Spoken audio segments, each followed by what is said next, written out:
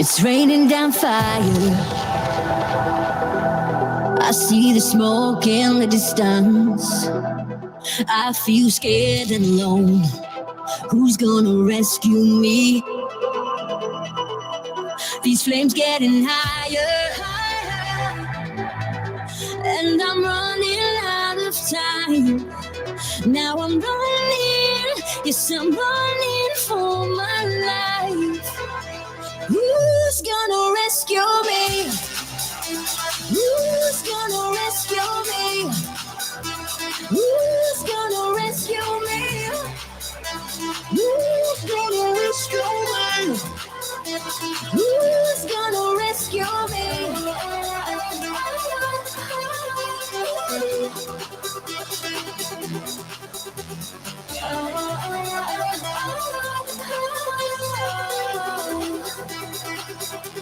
It's raining down fire.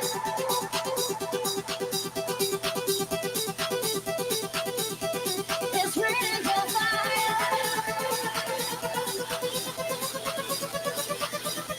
Who's gonna rescue me?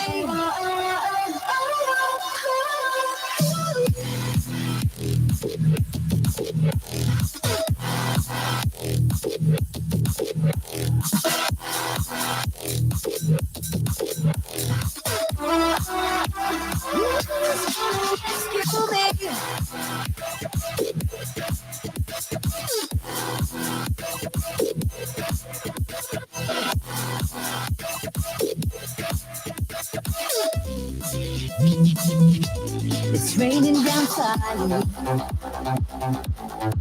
I see the smoke in the distance. I feel scared and alone. Who's gonna rescue me? These flames getting higher, and I'm running out of time. Now I'm running, yes, I'm running for my life. Who's gonna rescue me? Who's gonna rescue me? Who's gonna rescue me? Who's gonna rescue me? Who's gonna rescue me?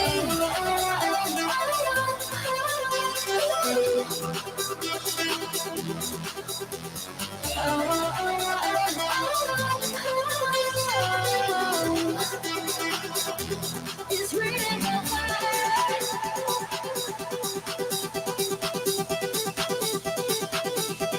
It's raining down fire.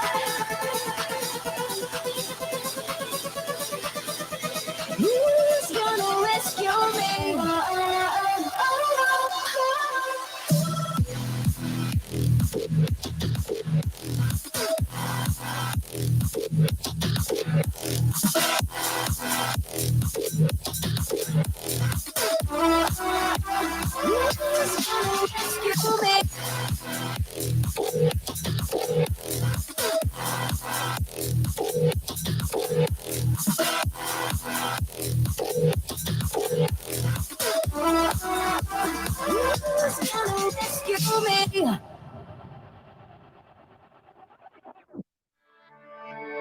Time bomb, tick tock, I'm a ticking time bomb. Guess I needed it, so let it cry.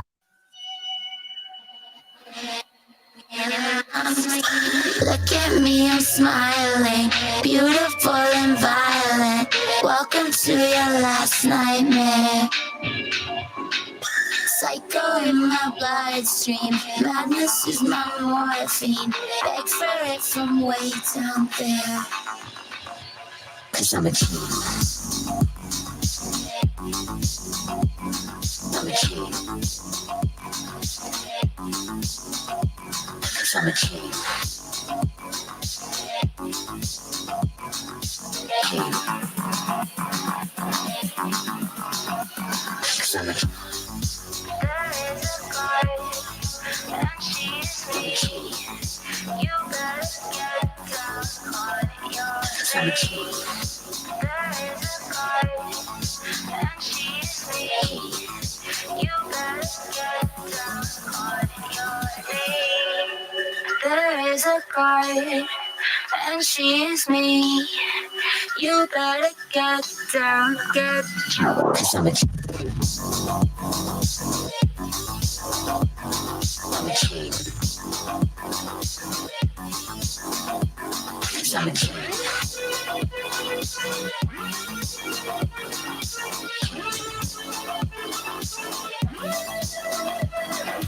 Look at me, I'm smiling, beautiful and violent. Welcome to your last nightmare. Psycho in my bloodstream, madness is my morphine. Beg for it from way down there. Look at me, I'm smiling, beautiful and violent. Welcome to your last nightmare. Psycho in my bloodstream, madness is my morphine. Beg for it from way down there. 'Cause I'm a G. I'm a G. 'Cause I'm a G.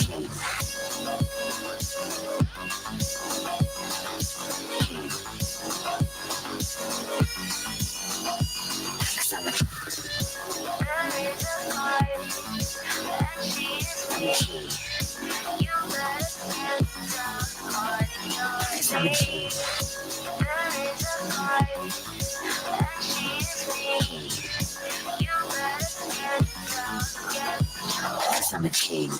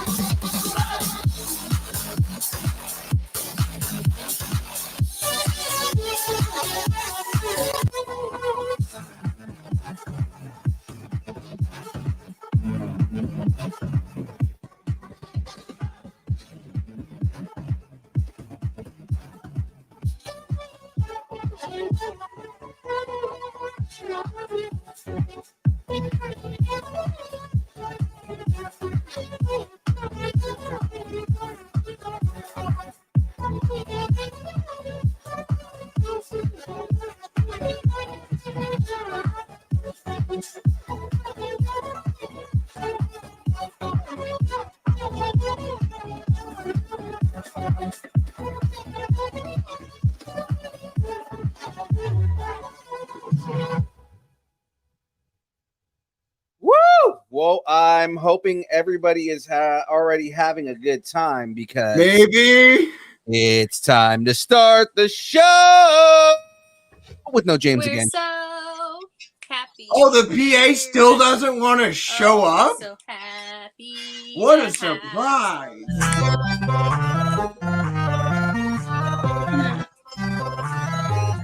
But how about them sugar beets?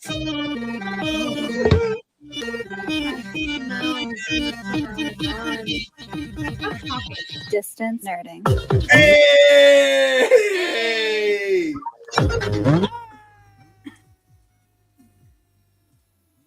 I can't hear anything he's saying. What the heck, Phil? Phil? Phil, are Are you you there? there, Phil? Can you guys not hear me? Now No, we it can like hear you. cut out when you were doing the yell. Yeah. Oh, really? Yeah. It cut out like altogether? Yeah. I think I know what that was. Was it a demon? It was a demon, right? Oh, then that must have been me then. No, it wasn't you. It was me. I know what it was. Ladies and gentlemen, you are now. It's Tuesday. Yeah, you are now watching and listening and experiencing the Distance Nerding Experience, part of the Comic-Con Radio podcast family. Oh yeah, she is the Frey girl. He is Cam Cosplay somewhere down there. We always struggle with this. She's Anna, Oh, he's not going to say the second part. No, he's not. and he's young Phil. And we're here to nerd together. Together. For those of Together. you who are listening right now, it says she's Anna with her boo. Wait, I don't have that part open yet. Oh man, guys, Oh. we're talking anything pop culture, news, movies, music, food, wrestling, comics, Comic-Con, whatever you're nerding out on, we want to talk about it. Now, of course, guys, follow us on Instagram, Facebook, Twitter, Twitch, YouTube, Discord, all I didn't put that. at Distance Nerding. Threads. That's right. We're on Threads now. We're on Threads. And at the moment, Frey isn't the one we need to be afraid of. It's Anna. Ladies and gentlemen. Yeah, it is. Yeah, you two are safe. You are not. I'm not. He is ready to murder me. It's fine. Murder me through the screen. And ahead of Everything's me. going on. What a way to Sean- find out you have a superpower that you can murder someone through the screen. I know. Yeah, Would yeah, that yeah. not be Just like remember, the I have weirdest- this beauty. I mean, are we?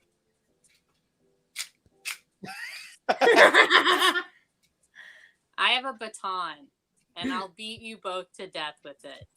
There's that. There's that. I All right, guys. don't even have to show it. Shout outs to the chat right now because we got Say Wong in the chat. My boy Sean is in the chat right now. Yes, I broke the internet. No, if you guys want to know what happened, there's a new feature on StreamYard that does noise cancellation, but apparently it also does decibel rating. So if I'm too loud, it shuts it off. So Yeah. Okay, so we need that for Thursdays as well. absolutely not. Now, guys, of course, aside from all the social medias, you can email us. Frey, you ready for it? My favorite bit. You're ready for it? All right. You can email us at dist. This week on deck, the Geek End update. We're hitting the Oregon Trail on the way to Anna Medford. Yeah. Lights, camera, reaction. San Diego Comic Con unleashes all Hall H full of trailers. True. Starting rumors. Too many Batman and the Flash, so none in Aquaman 2? Oh man, the No download. Batman for you. The No Batman for you. for you. We can take. Well, let's put Batman back in and take out Amber Heard. Whew. Hot take. All right, let's go. Not a hot take. Everybody agrees with that. All right, let's go. The download. We got you covered by covering all the San Diego Comic-Con nerdy news. And of course, guys, ending the show with the breakdown. Because it's cool to say we're breaking down the penultimate episode of Secret Invasion.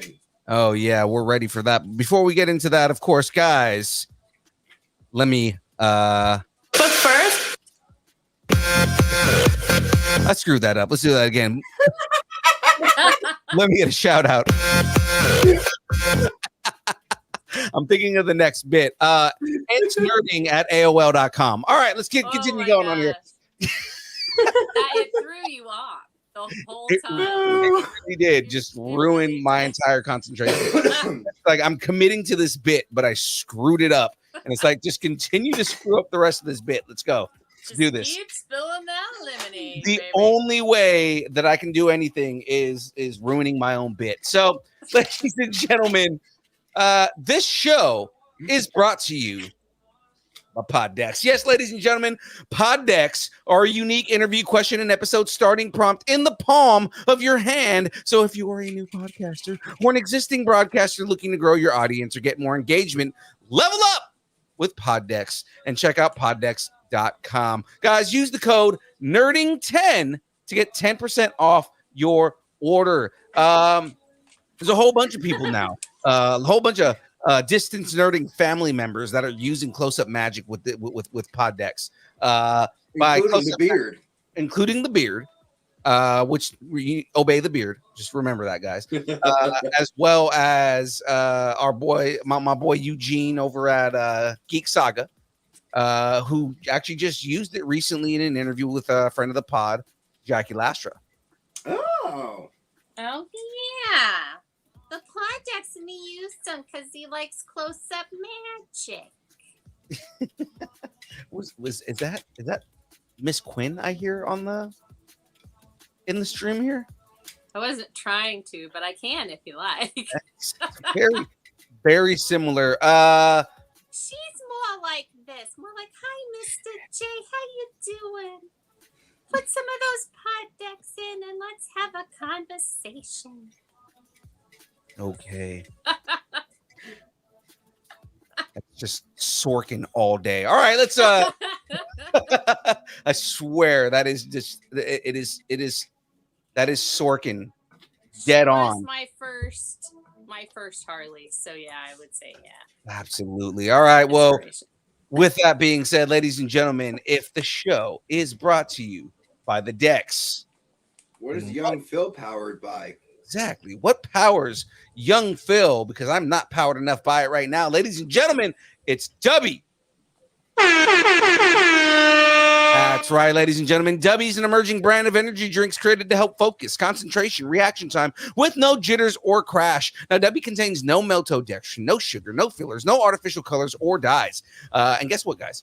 It's keto friendly, right? For those of you guys that are trying to get in on that keto life. But then, yes, Dubby contains Neurofactor, a neurotropic derived from the coffee fruit. Neurofactor helps give your brain focus and clarity with 150 milligrams of caffeine and 3 essential B vitamins. That's right, I said 3 essential B vitamins help you stay alert and energized. Ladies and gentlemen, find out more about Dubby by going to www.dubby.gg. Use the code NERDING10 to get 10% off your order.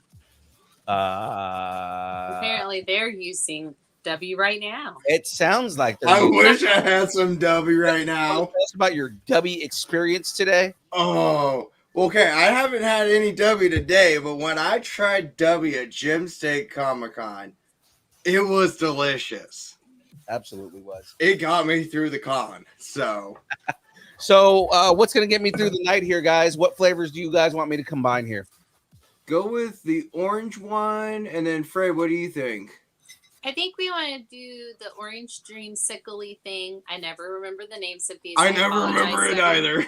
Calio cream. Okay. Calio cream, yeah. And let's do. Is there a cherry one? There's not a cherry one. Last week I did do Deb Sludge, so I mean Deb Sludge is the closest thing that has cherry in it. But it's also All right. How about you guys want the me- blue raspberry one? Because I was Yeah, that's what I was thinking. So I did that like 2 weeks ago. All right, hold on. Let me give you guys the flavors. I Okay. just want to do it. This is still not. What Because I want to do something different than something that I'm doing all the time. okay, fine. Do a double-side. I'm not gonna do a double side tonight. So I've got Dragonade. I've got That one. Galaxy No. Grenade. Dragonade. Dragonade? That's the one. Dragonade. That one. right there. Dragonade. Yeah. I was We had thinking the Dragonade or dragon. the grenade. I just think it's like what dragons would use as a sports drink. Yes. Dragonade. Because Gators use Gatorade as a sports drink. You are not incorrect there. We got to get down on the ASMR because James is not in the chat. Yeah. Yeah, so Phil, I'm sorry to break this to you, but there's no going to be any smoochy smoochies on tonight's show. Oh, her boyfriend's not here. Nope. No, and I miss my boyfriend now. I miss him. I told him not to be here because Phil's a dick.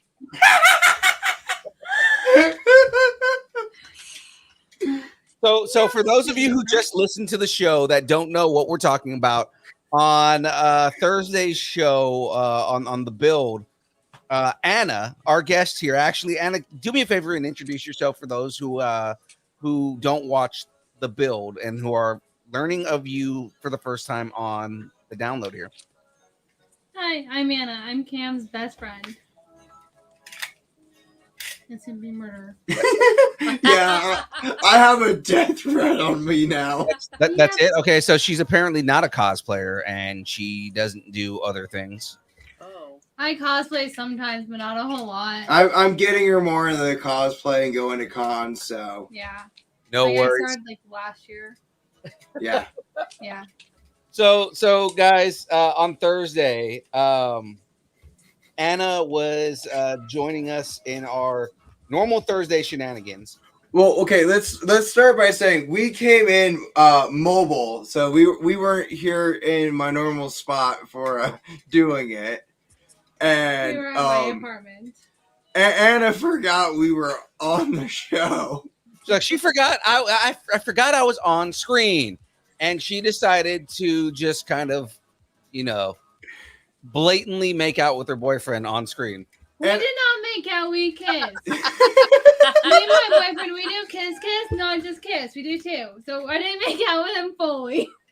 Not fully. Yeah, no, then being modest, it was like full tongue and And I did timestamp it. That's the timestamp I sent you guys Oh, on Thursday. Yeah, which I'm not happy about. we're gonna make that a short on YouTube, and everybody's just gonna Yes. but no, That's ridiculous. Why are you doing this? because I'm a jerk. Because it's Phil being Phil. Yeah, exactly. So again, I'm kidding, guys. But no, I'm just joking.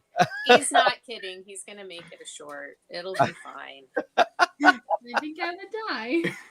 I know you would. But guys, Cam might lose a limb, but it's cool. Don't Let's worry get- about it. oh my god, let's get into the rest of the show, guys, because we do have a lot to discuss, and I'm already derailing it. So let's Yeah. jump into this, guys, because it's time for the Geek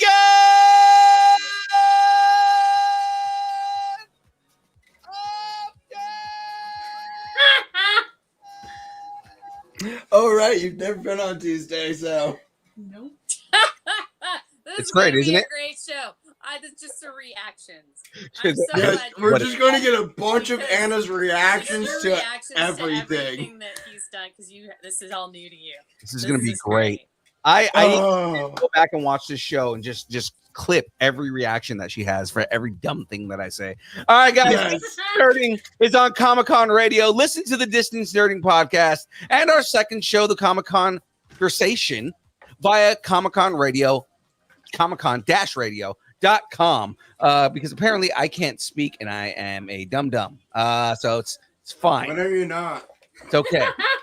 I'm not saying that I'm Conversation not. Each week on Comic Con Radio /podcast. Are you gonna pop it in the thread there, I Mr. Philly Boo? Absolutely am gonna pop it here in the chat so everyone can see. Oh, my boy Will is in the chat. What's up, Will? I will. Oh, look, Will popped in. He got YouTube working. Woo! That's my boy. Is that your boyfriend? Yeah, that's Anna's Will's boyfriend. my boyfriend, yeah. He's That's having issues with YouTube, Like, so he couldn't watch YouTube on his phone at all. looks but- like he's got YouTube working. Woo! Well, there You know what's funny is right after he says, "Hello, Anna," Seiwon goes, "I take it the boyfriend is Spanish." But he did text me, so I'm happy. What did he say? I love you too. Aw. Well, he said I So love you too, sweet. baby girl. So Yeah, hey, Will. We just need you to show up on screen and make out with her again. he's not exactly here, so it's a little difficult for that. Maybe Thursday we can do No. a mobile again. No. Hey, Because Will. now- I need you to head over to Cam's right now and just make out with her on screen so we can embarrass the living crap out of her even more. I'm at the point of I don't care. I miss my boyfriend, so At this point, she's ready to murder me. yeah. That's adorable. Her very reaction much. is, "I miss my boyfriend." That's adorable. Well, All right, he guys. wanted to come on the show. So on August 12th and 13th, That sounds like a good won't idea. Distance Nerding be in Central Point, Oregon? Yes, we will, because James actually fixed the location instead of Oh saying, wait, the PA actually did something for He once. did his job for once, right? Guys, Adam Medford is August 12th and the 13th in Central Port, Oregon. Just like Frey just said, now I just feel like I just mansplained. Welcome to Tuesday, everybody. I'm just repeating what Frey just said. Now I feel like a jerk. I All right, feel- guys. I feel like Phil and I need to do a show called Splaining.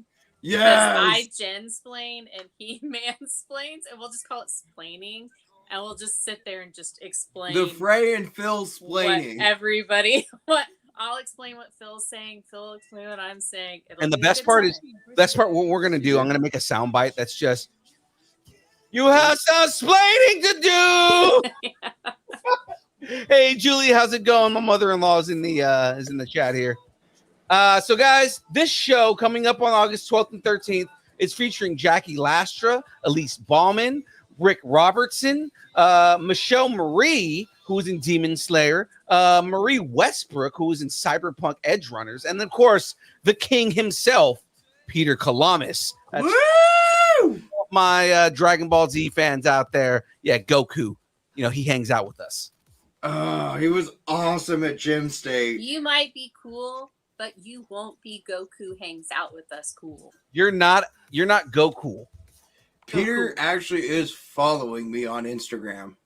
Awesome. Oh my gosh. Peter's an awesome guy, man. I love it. I love him to death. So, with that all being said, guys, we've got all of our shout outs out there. It's time to get into the meat of the show here. We have a lot of trailers, people. A Yeah. lot of trailers. We've got 7 trailers tonight, guys. You have no idea. So let's jump right into this because it's time. I'm on the wrong page. Where's my PA? Change the slide. Thank you. Quiet on the set. Can we please have quiet on the set? Okay, That I really have to. We need to record that. Yeah, Frey, you need to just record it. Yeah. I don't know. More technical difficulties. But speaking of meat, the first trailer, is it going to be One Piece? It is going to be One Piece, actually. Ooh. So speaking of meat, we have Luffy who can never fill his stomach up with enough meat. Oh yeah, there we go. Let's get that. Hold on, I gotta fix this. This is not. He's having an issue. I am. Sorry, everyone who is watching. We are having technical difficulties. All those who are listening, you won't know what's going on. Yeah, absolutely. So I watched The Meg this weekend. Okay. Actually, I think that was what I was watching on Thursday when you guys were doing the thing. When we were trying to get your attention because the bracket Yeah. was going off rails. Oh God. Let's get into this. Yes, guys, our first trailer is gonna be One Piece. So before we jump into the trailer, what is your guys' kind of experience with One Piece as an anime? I'm currently watching through it right now. I've Never actually heard of been it in my life. Let's see, where am I?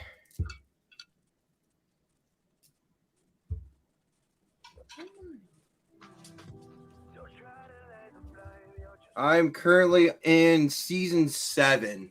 Oh, you are way Out of I was gonna say out of like 72 seasons, right? Out of however many is on out of a Netflix. lot. Yeah. One Piece is like one of the longest shows in existence, man. It Like, is. so long.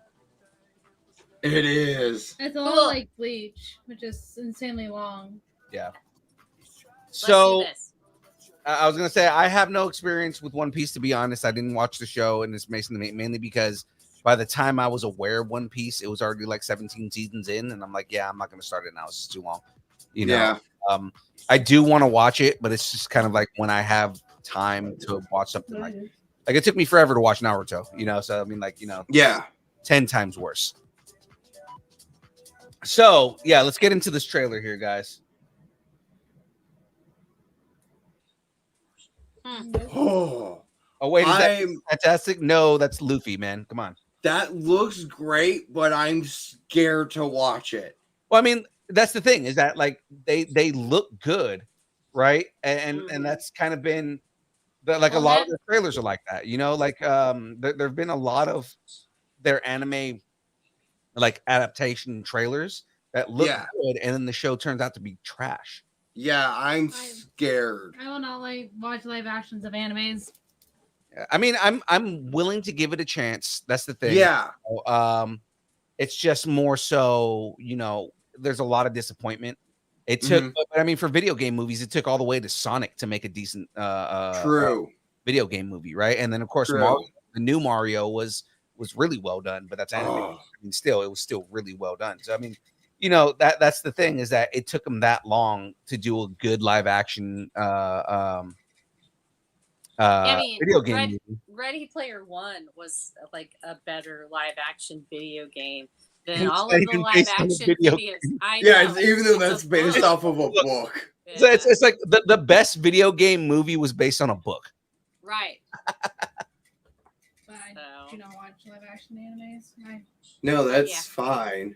It's just if it's live action, I won't watch it. If it's an anime, I'll watch the anime part. I just will not watch the live action. I refuse to do that because they usually turn out to be crap. To each their own. I'm going to give it a chance. So here's my big question, right, guys? What are your ratings on this? And when we say the rating on this one, it's what is like with this You want me to trailer? just do it? Well, I was gonna say, with this trailer, how much does it make you want to watch it? Is what I'll go first since I'm into One Piece. I'm going to give it 8.5 straw hats out of 10 pieces of buggy flying through the air. Nice. Anna? Oh. Want to give your rating? Probably 2. Ooh. I Okay. just will not watch live No, action that's animes. fine. Yeah. All right, Frey, what's your rating here? I'm gonna give it because the trailer was cute. Yeah. The trailer was cute. So I'm gonna give it a 5. Oh my god, they're such cutesy pirates. Out of 10. I swear I've seen the actor that plays the villain somewhere before. Probably have. I love Eric Ruiz. Eric Ruiz decided to do a 5 out of 5 rating. He said 3 Dragon Ball Evolutions out of 5 Death Notes. I watched live action Death Note. That was horrible. Death Note was terrible. The live action Death Note was just The bad. live action Dragon Ball Z movie was trash. Yeah, we're not going to get into that movie. We don't acknowledge that movie, just like we don't acknowledge the Avatar Last Airbender movie. live Yeah. action. Yeah. And ladies and we're gentlemen, not supposed to acknowledge the Batman and Robin movie, but everybody seems to keep forgetting that. So let's just remember that we're not acknowledging that movie, okay? I'm actually taking Anna through all the live action Batman movies right now. no man. I'm gonna go with 7 hijinks on the high sea out of 10 stretchy arms. That are not Mr. Fantastic and are a pirate. Out of 10 Gum Devil Fruit powers. Yeah. Yes, that's where we're going with this. All right, the Clooney movie. Oh God. All right, so let's get into the next trailer here, guys. Now, I am interested in this one. Oh, I'm definitely interested in this. So, where are all of my The Boys fans at? This girl right here is a Boys fan. I'm getting through it. I think I'm still in season 1. I haven't really heard of it. The Boys. It's like the Justice League's darkest timeline. Let's just say Justice League, but make it rated R and blood and shit. I like that. Yeah, I no, like you that love kind. like it. You love, would there's love The so Boys. Many, like things Jensen in- Ackles is in it. Carl Urban is in it. He plays Billy. Is that it? Billy Butcher. Billy Butcher, yeah. Oh yeah, Billy the Butcher. All right, guys. So let's talk Gen V here, right? Again, going into this, what are your guys' thoughts before we watch the trailer? It better be bloody. It better be It better live up to the show. horrific, and there better be a lot of hazing. Cutting it out. I noticed. Okay. Because realize what this is for those of you out there that are Boys fans. This show is about essentially it's the college of the boys, right? Like where you like learn your powers and everything like that. The Boys, yes. The boys. The Boys. All right, let's see this. All right, so do let's this. go ahead Let's do this. Let's do it. Go ahead and watch this here. For this. Yeah. Yes. Yeah. Because I think that's what you really have to do. And I want to see. It's going to be like Young Justice or the Titans. Oh The yeah. darkest timeline version. Say Wong. Say Wong said it's gonna have the Ant-Man scene. That's all I'm gonna say. If you guys know what we're talking about, it's the one scene everybody wanted in Ant-Man, or wanted in the Avengers, and it was funny because they did an interview with him. He goes, "Why would I do that? That's so disgusting. I'd have to go up his butt first." Oh man. So I'm gonna go ahead and give this 9 bloody bouts of gore out of 10 unexplained Muppets being ripped apart with human guts on the inside. Okay. You want to go next? Yeah. All right. I'm going to give it 10 Kappa Gamma Gammas out of 10 all night keggers, baby. Yeah.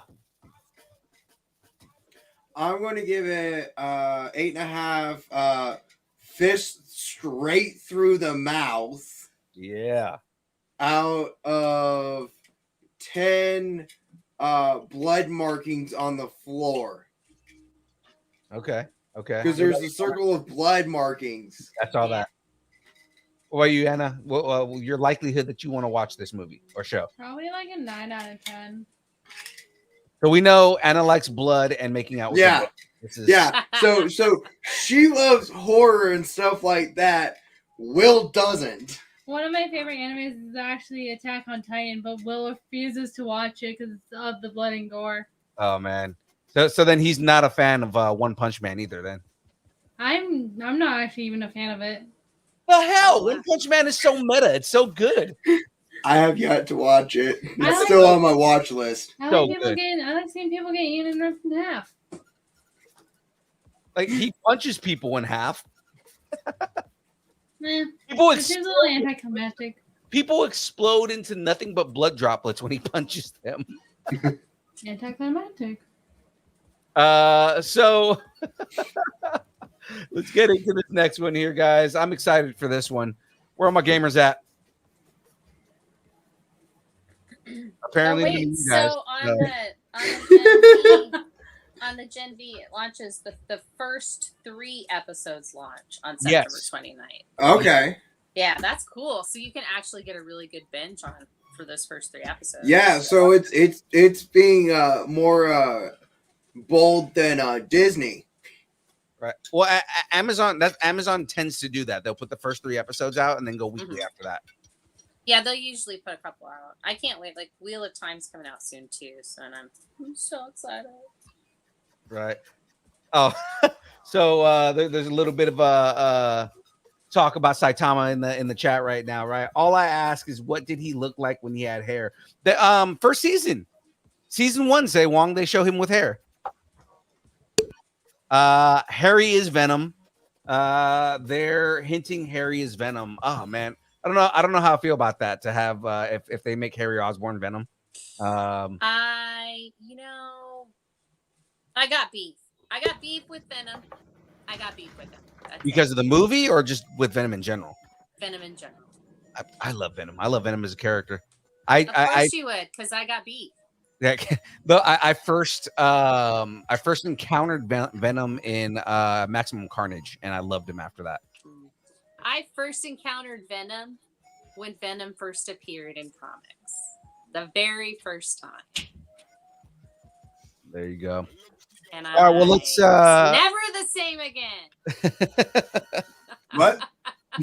So let's get into this. Again, I'm excited for this one right here. I don't have a PS5, but this is one of those games that makes me want to get a PS5. So You mean your PS4 doesn't transform into a PS5? I don't have a PS4 either. I'm a PlayStation. I'm an Xbox guy. Oh, see, I have 3 Xboxes. What's a and PlayStation? 4. I have 2 through 4. I have a Nintendo Switch. My Yeah, he's boyfriend not has much 2 gamer. through 4 PlayStations. The only reason he wants the 5 is collector. I mean, at least I have like a console that actually plays good games. PlayStation. I mean, Gotta whatever. catch them all. True. So let's check I this will out, hurt guys. you. I will hurt you. I like. I know you will. I actually do like the new PlayStation logo. It's kind of catchy. I'm even sitting here now. Eh, Okay, so I see him. He's talking with Harry Osborn. It's Harry and Yeah. Peter. Uh-huh. God, Which It one's doesn't which? look like Is- Tom Is Holland. that Osborn. Harry supposed to be Harry That's Harry Osborn? Osborn. Yeah. Okay. But no, I always thought Harry Osborn was supposed to be the cute one. Okay, That's so what I thought. But Peter and Miles. Woo! I do like Oh my that in God, this is that universe. Miles? Yeah, I do like That was Miles. Miles and Peter are Spider-Man like concurrently. Like they're both Spider-Man at the same time in this universe. Well, Yeah. This is the best timeline then. Yeah, well, because then you get one of them that can give the other a day off. You know, Is that Craven? Craven. Oh my God. Was Craven on a helicarrier? I have so many questions. Can about we this. get this Craven instead for live action? Seriously, Dad, seriously, is I want this that- Craven more. I Dad, can. Who's that? Who's that, Dad? Dad, who's that? Dad, why are there flames, Dad? Oh my God. Can we just stitch together all of the gameplay footage of The other Craven from this? thing I really like about this trailer and what I've seen from this so far. Okay, so there was a lizard that I've seen with this so far is Pete with the symbiote, and you see him kind of just like Joe. Oh, going crazy with the symbiote. Oh, Yeah. that's cool. See, I mean, I don't mind that. I got beef with Venom, and I'm not going to go into it. So Okay, don't what I ask. also really like about this, you guys know who's doing the voice of Venom in this, right? No, No. who's doing the voice of Venom? The voice of Venom in this is Better be Candyman. somebody good. Candyman. Who? Candyman. Which one? Oh shit! There was only Really? one Candyman because the original Candyman played the new Candyman too. No, I thought didn't they have what's his name play Candyman, the guy that's gonna play Wonder Man? Didn't he play Candyman? No. Yeah, they rebooted it and he was Candyman. Yeah, and no, when they rebooted it, the guy who played the original Candyman played Candyman. Huh. He was also in the Final Hey. Destination movies. Avery Brooks's son, grown-up son in Deep Space Nine is who that is. Yeah, so Candyman, Tony Todd. I knew who it was the whole time. Yeah, Tony Todd, who played the original Candyman, also played Candyman in the new movie. I didn't Oh, know that. really? Well, you know why I wouldn't know that? Because I don't like horror movies. But I do actually watch a lot of horror movies because I have seen the original Candyman, believe it or not. Graveyard, where are you for this But, episode? Tony Oh, no, Todd. he knows. He Tony already knows. Todd is doing the voice of Venom in this, which is like a perfect pick because Tony Todd has the most haunting voice. He really does. He has got a really good voice. He's got a good voice. Sorry, I forgot. You're good. Clancy Brown has a really good voice. He Clancy does really Brown- good. Oh yeah. You know what's funny is with Clancy Brown, again, and I've said this in the show on the show in the past. I always thought that Clancy Brown's Lex Luthor was black, Yeah. Okay. Me too. Yeah, I thought that too. and then it turns out that he's just really tan. But I mean, like, Yeah. Yeah. I like the thought of Lex Luthor being an affluent black man, and it's like Just Yeah. I like that version of the character. I feel like the version of the character that I thought he was felt way more, not just menacing, but he felt like he had a lot more gravity of a character. Yeah. I mean, there's something to be said for having a really deep, menacing voice so that you don't have to raise your voice to Yeah. make you seem more just like, Yeah. there. But anyway, I'm gonna give this. Well, I probably won't play it because I won't get a PS5. We might get it. I don't know. I might play it. I'm gonna give it a 7. Oh my God, it's Miles out of 10. Is Venom Spider-Man's Joker? Ooh. So what she's saying is Venom is overhyped. Yeah, true. I'm going He to got give on it. the first try. I'm going to give it 9. I wish this was the live action Craven we were getting. Out of 10 lizards. Okay, yeah, no, I did like the lizard appearance in the trailer. Anna, what do you give it? I'm probably not going to play it, But but still. probably actually an 8 out of 10. Seems interesting. All right, I'm definitely giving this. Giving this 9. I gotta say something that you guys haven't said. Sorry, Phil. I gotta give this 9 Peter symbiotes going crazy out of 10 possible Harry Osborn Venoms. Ooh, there we go. Bringing it back. Yeah. So let's get into this next trailer here, guys. Again, another one I'm pretty excited for. Where are my fans? Did anybody here watch Invincible? Anna did. Invincible. One of my favorites. Omni-Man is the shit for being the biggest piece of shit. But let's get Yeah. right Okay. into this. Live action Omni-Man, John Hamm. Ooh, John Hamm. Number one, I want to see John Hamm grow a mustache I know like, you will. Oh, he could. right? But number 2, I think John Hamm would be an amazing Omni-Man. He would be so amazing. Saw him watched Maverick. Top Yes, Gun he's really good in Maverick. Really good in that. And that's what made me think of it. Was like that was what rekindled it for me. Yeah. For him, I was like, he would be great. And he's got that like J.K. Simmons. He can do that J.K. Simmons canter that he does. That whole like tone, and I think that's cool. And we just watched Adam Eve. I just finished watching that right before the show. Adam Eve. So yeah. Nice. So we got a trailer for season 2 of Invincible, guys. And again, I'm very, very excited for this. I've been waiting for this one. I'm so excited. Not only because friend of the show, Brandon McKinney, works on this show, but also just because it was so well done. You know, like you have it's like the son of Superman, but then you find out that Superman is a massive, total piece of shit. Yeah. Douche It's kind of loot. like He's a total douche loot that doesn't give a shit about humans. right. It's funny because both Homelander and Omni-Man are like the two evil Superman characters. Yeah. Kind of like, do you, like if you really think about it, like who's stronger? Is it between if Omni-Man, Homelander, and Superman got in a fight, who would win that fight? Ooh. I have to say Superman. I still say Superman because we know he's holding back. Right. The thing is as much as I want to say Superman and his morality and the fact that he does hold back is what makes me feel like someone like Omni-Man could have an upper hand over him, because Omni-Man is basically the same exact background but evil, right? So- Homelander I think, would get his What ass if because- Superman No, did Homelander snap? would go down first. Yeah, because Homelander's Yeah. he's a created version of them, whereas they're naturally like that. So I think Homelander would get the living shit kicked out of him. Yeah, But, he like- would, and he's too emotional. Yeah. Whereas Omni-Man and Superman are less emotional, which seems weird because Superman's pretty emotional. But Yeah. yeah, It really comes down to, does Superman go full on Superman versus the Elite? Or even Superman Red Sun. Well, and that's the thing is like, is it Superman where he knows how strong he needs to be to fight someone like Omni-Man? Mm-hmm. Or is it Superman like Justice League level Superman where it's like, oh my god, I can't beat this guy because I keep holding back and my own limits in my mind are what are holding me back?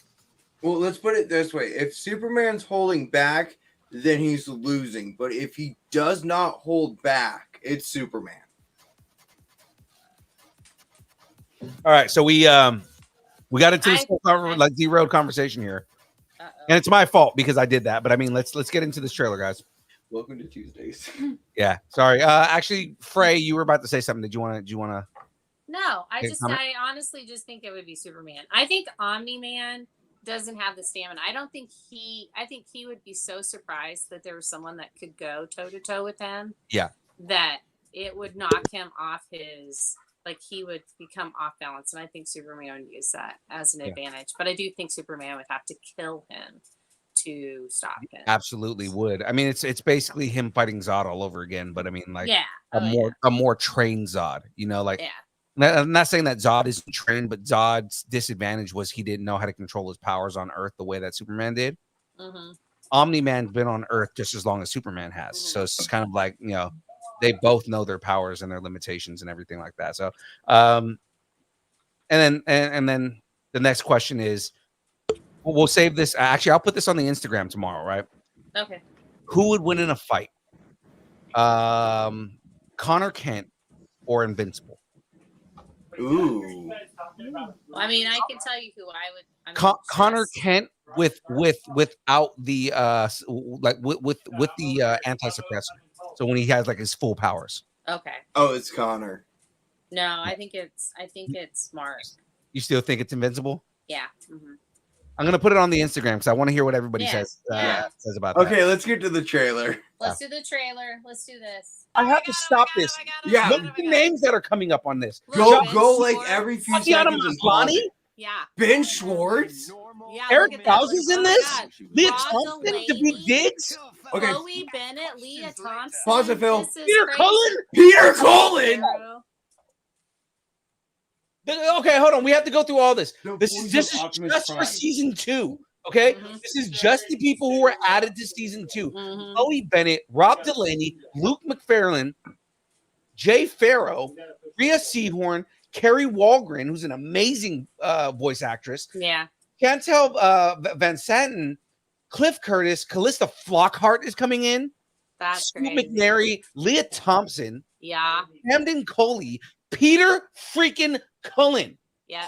Mm-hmm. Tim Robinson, Eric Bauza, who's all basically he's the new Mel Blanc. He's the new Mel Blanc, right? Mhm. And he's Yeah. Filipino. So, hey, shout outs to Eric Bauza, right? Yeah. Sterling K. Brown, Tatiana Maslany, Yep. David Diggs, Yeah. Ella Purnell, who's Yep. she did something recent that I saw that was like amazing. Lincoln Bowden, Josh Mhm. Keaton, Paul F. Tompkins, Yeah. Ben freaking Schwartz, and Yep. Micah Alaling. Dude, this cast is ridiculous. That is stacked. I am excited. And Cleveland Burrow and Phil Lamar. Oh my God, yes. Well, I mean, Phil Lamar is the Alan Tudyk of animation. Phil Lamar is a god. I love things, and they show his face. He goes, "You should have died at birth." Well, if you haven't seen Adam Eve, then you guys should watch it. Definitely watch it before the show comes out in November 3rd. Okay, Anna. Yeah. I don't know about you guys, and then I'm just gonna drop this right now, right? You guys saw? I don't get that excited when I watch these trailers. I do, Yeah. but like I kind of just went nuts, right? The last time I went this crazy was for what was the reveal that we saw that I just went nuts over? Oh. There was a reveal in a show that I saw, and It was a few It weeks wasn't. ago.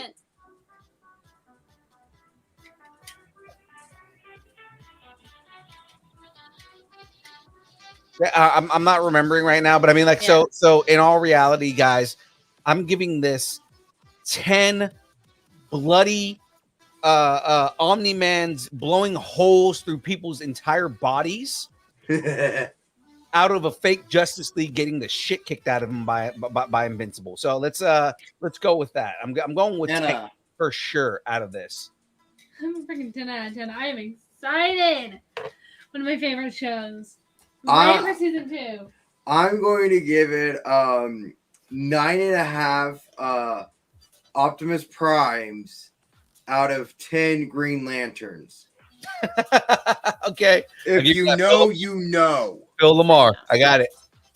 Yeah. I had a whole conversation with Phil Lamar about that, and he got me so excited. He was such a cool dude to meet. So I'm gonna give it 9 bloody noses out of 10 crushes that Invincible will have this season. Yeah. Oh man, Because I'm he's gonna have he's a horny boy. So, but no, that's it. Because they always have a bloody nose. Like every time, like when they're hurt, that's like the first thing you see. You just see like a little red coming down their nose, and it's like not every time you get hurt you need to have a bloody nose. I think part of Mark's thing though is that because like he's exerting himself when he's using his powers, so that's kind of what's causing his bloody nose.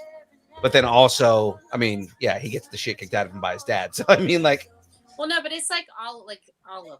Like, no, I'm not just talking about Invincible. I'm talking about like all animation. It's like if you're hurt, you got a bloody nose. they did it with Tobey Maguire too. Yeah. I'm just like, why? All right. Why? I'm super excited now. I'm also excited for the next trailer we're about to review right here. I know Frey is too. Frey, how many times have you watched this trailer? A lot. I may have it memorized. I haven't watched it yet, so It's good. I watched it already. Oh my and it's gosh, amazing. this is so exciting and I love it. And Above Milani needs to be my daughter. I'm sorry. Yeah. Go ahead. Yeah, I talked about it last week. I'm not gonna. Captain Marvel is one of my favorite movies. Like I really loved that movie. So I was excited about it before, and each trailer just excitement just escalates. Just keeps Super stoked for this, right?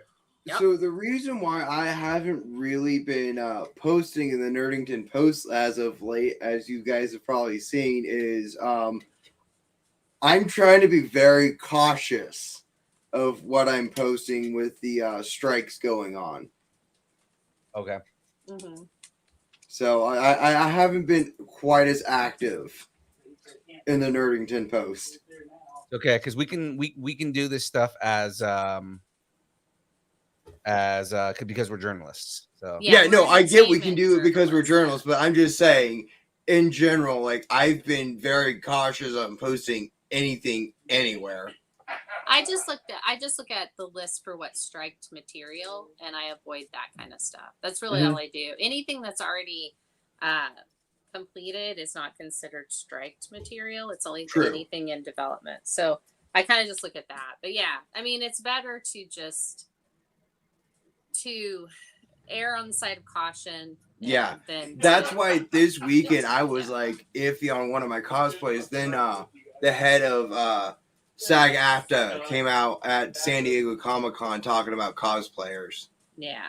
So Yeah. No, and that's good. So all right, let's watch this because it's All right. it's not struck work and we can watch it. yeah, so excited for this, and this Oh trailer my is so much gosh. cooler. And I swear I see 3 different outfits that she wears during this whole thing, and I'm so Yeah. excited for it.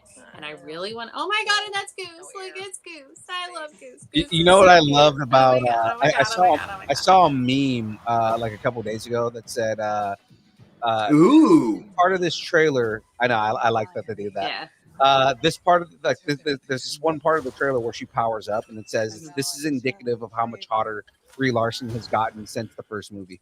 yeah, But yeah, like the whole thing. I've actually got like an idea. ooh, Love this. that in the newer version of that scene right there, you actually see her transform. Yeah. yeah. Yeah. Absolutely. There's something that I think might actually be happening because like Is Monica Furia says Scroll it. in this trailer? No, we're not talking about that. So, they all use energy. They all like Right. Carol absorbs it. Monica can see it, so she can actually analyze it, and Kamala can Manipulate it. manipulate it. Yeah, so they Right. all have energy powers. Right. It all Yeah. comes down to like how they can manipulate the light. Yeah, it's all about that. And so I'm wondering if those bangles just focus that, and that's why it all starts happening. Did you guys see that completed Statue of Liberty? Yeah. Yeah. Yeah, I love that because that's like a continuity thing that they can do. But yeah, I just really, Yeah. I'm so excited about this. It's gonna be that whole big sister, little sister. You got the middle child, so you got Yeah. Carol, who's the big sister. You Goose! got- yes, you got Monica, who's the younger one. And then Lurking cat eating everything. yeah. Oh, I just love it, man. Goose is amazing. Yeah. I actually, I have a Funko of Goose. You want? I love Show you. Goose, and I am not a cat person normally, and he's Same. just I am not a cat person either. he's like totally turned me around on it. I totally want one. I want a Munchkin cat though, Munchkin cats are adorable. and I want to get little wigs for it. God. No, if you get a Munchkin cat, I'm saying God. Aaron Watson? What? you're watching in the chat saying this movie looks low key fire, but I'm not sure if it's theater worthy. I think it is. I think it looks Yeah, it completely is. theater worthy. It's gonna be theater worthy. James said, just admit you want to see it. So guys, I'm gonna give this 9 Flirkin tentacles out of 10 manipulative light powers. I'm going to give it 9 completed Statue of Liberties out of 10 is Fury a scroll. Anna? Probably a 7 Nick Furies out of 10 gooses. Oh, good Right. one. Frey, I need yours. Need All all right. your thoughts on this. There you go. Okay, so here's what I think, and we're gonna start with Secret Invasion. Here's what I think. I think Monica might have been on the other end of that phone call, and that's who we're gonna see. And Fury and her are gonna, and little Miss Amelia Clark's character Gaia are gonna go up to Saber after this is all over, That's a and good idea. that's where we're gonna see them. And the reason is that something's gonna happen where Monica's gonna need to see some energies and find out what's going on. And that would be it, because she explains in the trailer that just came out right before the end of Secret Invasion that she can see light, see all the different, frequencies of light. Right. And that may have something to do with what's going to happen in the end of that. So that may be it. I'm not 100% on that one, but that's what I think. So that's where I think that's going. So, and this That trailer, makes a lot of sense, actually. yeah. So in this trailer, I loved it. It was amazing. I'm going to give it 10 Carol's new wardrobe out of 10 Aman Vellani's Kamala Khan saying, "Oh my God!" So about that whole thing, it makes a lot of sense because, like, I don't know what's in I there. feel like sometimes we're listening in on private conversation. I know. What I think, it makes a lot of sense because at the beginning of the last trailer, Yeah. is Tiana Paris, kind of working with Nick at Saber. Yeah. So I mean, I think that idea that you have, we're gonna hold on to that for when we get into the breakdown. But I think you have a lot going on there. Well, thanks. I think that's actually a really, really good point there. So here's a trailer that I'm completely Is it excited almost for. redemptive of a marriage thing? Your marriage proposal one was terrible, but I mean, like, this one is actually a really good theory, and we'll find out tonight. But I mean, like, we'll see. So ladies and gentlemen, a trailer that I am completely excited for. Oh, yeah. Let's talk Rick and Morty in anime. Of course you're excited, Phil. Why would I not be excited? I see myself in the fucking anime. I thought you would be the least excited out of all of us. For Rick and Morty as an anime? No. For just Rick and Morty news in general.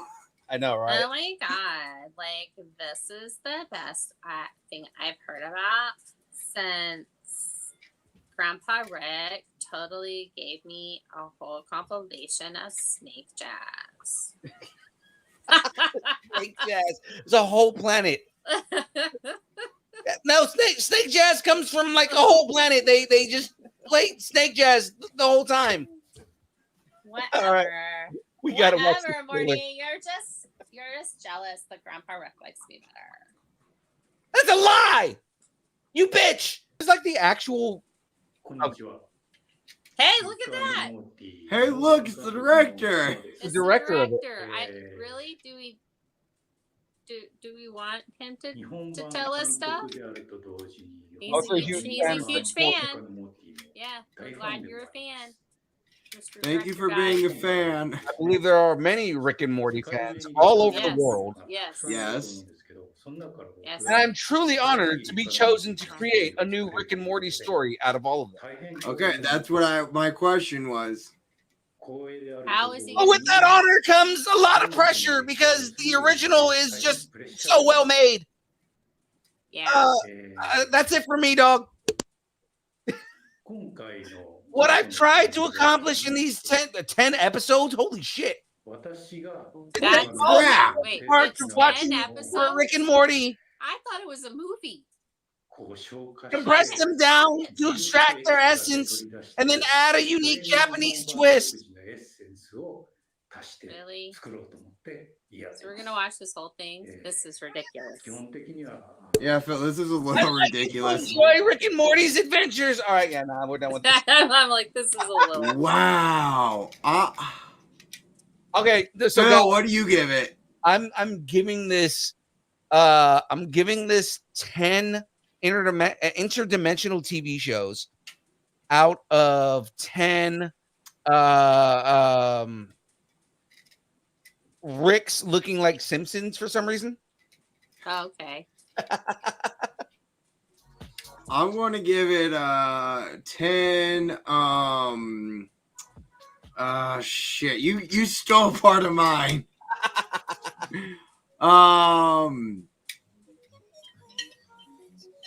10 really weird mash of anime styles. Yeah. Out of 10, wishing it was Baby Metal. What about you, Frey? I'm gonna give it 10. We better get some samurai swords. Yes. Out of 10. Rick not taking accountability for his actions. Yes. Yeah, I guarantee you, episode 10 is you're gonna find out that the entire 10 episode series was just Rick having an acid. There we go. That would There be you go. perfect. Or well, no, it's not. It's not Rick having it. It's actually Morty having the acid. Oh my trip. God, Morty having an acid. Yes, right? that's what it is. And then episode 1 of season 9 is just going to be. I just had a really bad experience with this acid summer. I just don't need you to Yeah. not right now. Just kind of. Nah, I don't need this right now. Where's Grandpa Rick? He said he had something for like a hangover, and I need that now. I just need cold food. I need cold food. What am I gonna eat? So again, I'm excited for this. Now, a thing I'm just as excited for is this last trailer that we have before we get into the rest of the show.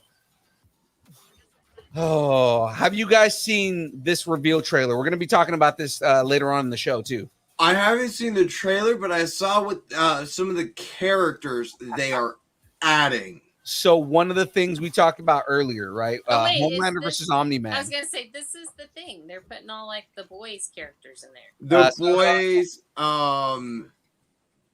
and a few Ted other Lasso. shows. Is Ted so- Lasso? No, so Peacemaker, Peacemaker, Omni-Man, that's what it was. and, Yeah. Homelander are going to be in this game. Which, by the way, I have Homelander in Call of Duty right now. Mm.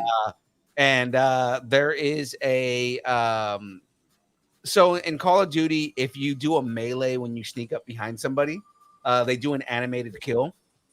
And when you do it with Homelander, he steps on the back of their leg and then kills them with his laser beam. Wow. But yeah, okay, so let's get That's into this. crazy. It's very Homelander-ish. So let's check this out.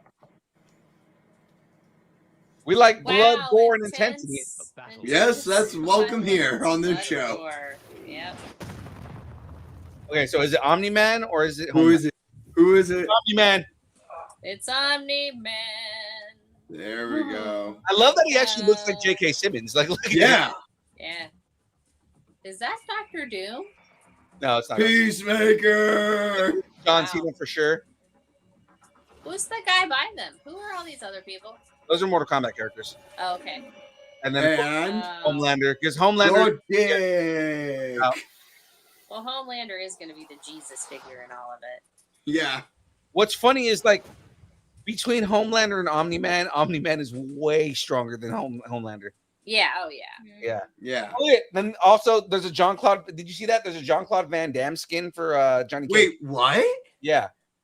Oh, cool. If you That's pre-order the awesome. game, you get a Jean-Claude Van Damme skin for Johnny Cage, which Johnny Cage is based on Jean-Claude Van Damme. So that Yeah. That's cool. That's a nice little touch. yeah. And All right. Carl Urban's going to play him in the movie. Yeah. You Did know what? see That kind of any threw me off, pictures but of him? not He's as got Johnny the Cage. blonde, the blonde tips now. But wow. Yeah. I mean, again, I will continue to say I wanted the Miz to play Johnny Cage just because he's a perfect Johnny Cage. Miz, Mike Miz. Ignanian is a perfect Johnny Cage just because his attitude in real life is already Johnny Cage. Hmm.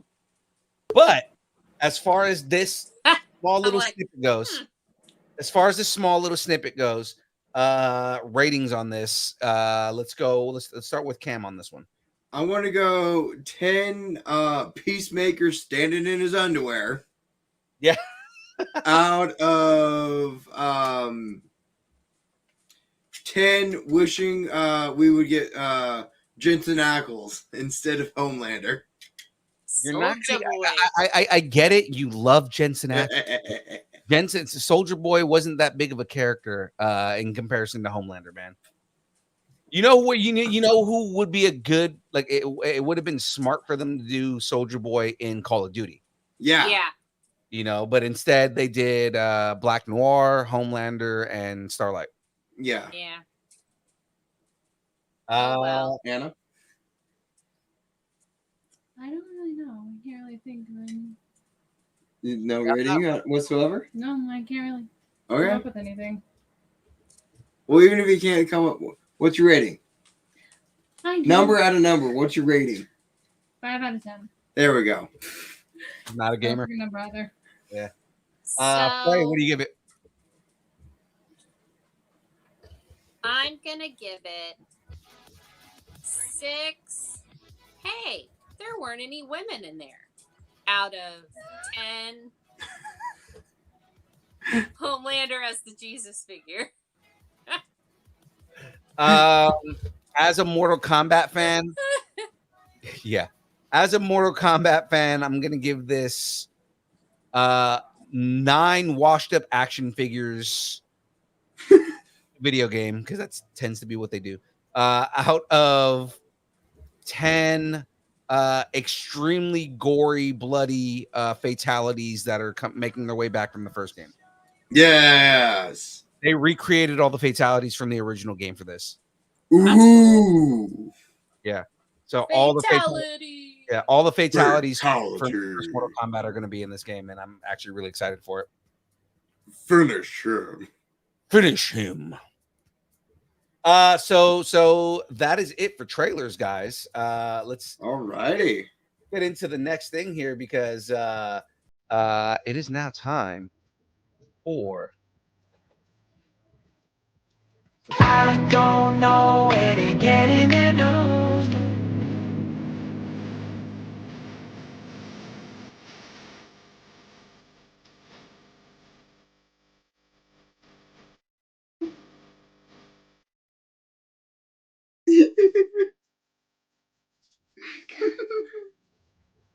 I might have gotten a whack from Anna trying to get her involved with us dancing. Oh God! All right, well, let's go ahead and trigger anxiety right now.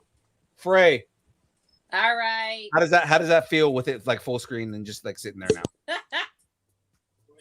They're just creepy. It's not that triggering. It's just creepy. So. Oh man, it was a missed opportunity not naming the episode triggering the Frey last week. That was funny. It's funny. I was gonna name it that, and I realized I had already sent it to Comic Con Radio, so I was like, "Oh, I can't change it anymore." All right. So guys, let's get into these rumors. We've got 2. Oh no, I think we have 3 this week. No, we've got 2 this week. Yeah, Yeah, we have 2 this week, guys. So let's talk about this. Let's get started here. So, Ben Affleck, right, is apparently being cut from all the other films that they had him checked into, right? So first he's in, then he's out, then they pull him back in, or do they? Okay, James, let's make up your mind. Is this only because of how poor The Flash did? Oh God. I wrote that line. Thank you very much. There you go. See? No hating. No hating, all right? James Wan's Aquaman and the Lost Kingdom has gone through multiple reshoots and is and in a recent report from THR, it said that there have been a lot of issues with Ben Affleck's version of Batman and how he's utilized in the movie. Apparently, in the latest round of reshoots and recuts, Batman ended up on the cutting room floor. Apparently, the reason that cut Affleck out of the film was because Gunn and Safran, quote, do not want to promise a movie universe that will not come to fruition or tie it down excessively to past failures, unquote. One source said it was pretty chaotic. Aquaman and the Lost Kingdom is set to be released in theaters on December 20th. Is Batman on the cutting room bottom of the ocean? We all know who we wish was on the cutting room floor. God, let's not bring her up. I don't want to talk about her at all. Yeah, let's not give her any oxygen. I hope Batfleck continuing to talk about her. So again, tacos on the table right here. Is Batman on the cutting room? Ocean floor. I think yes, and I think that it's what they said. I do think that it may have something to do with the Flash, but I think more than anything, they're trying to distance away Snyder. from the Snyderverse, and Yeah. to let all the little Snyderverse minions know this ain't gonna be your verse anymore, kids.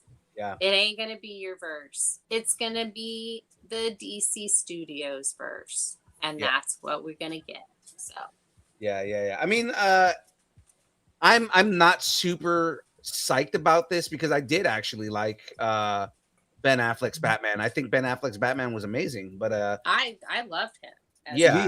His Batman was great. I'd love to see him as the older Batman when they finally do the Batman Beyond movie. Yes. Ooh, yes. I think that would be fantastic. A lot of people actually still want Keaton to play that version of Batman, which I mean that was kind of what they were talking about doing for either Keaton or Affleck, one of those two. Now, I'm going to go back into I love Ben Affleck's Batman. I think that me and Aaron Watson a while back had a whole,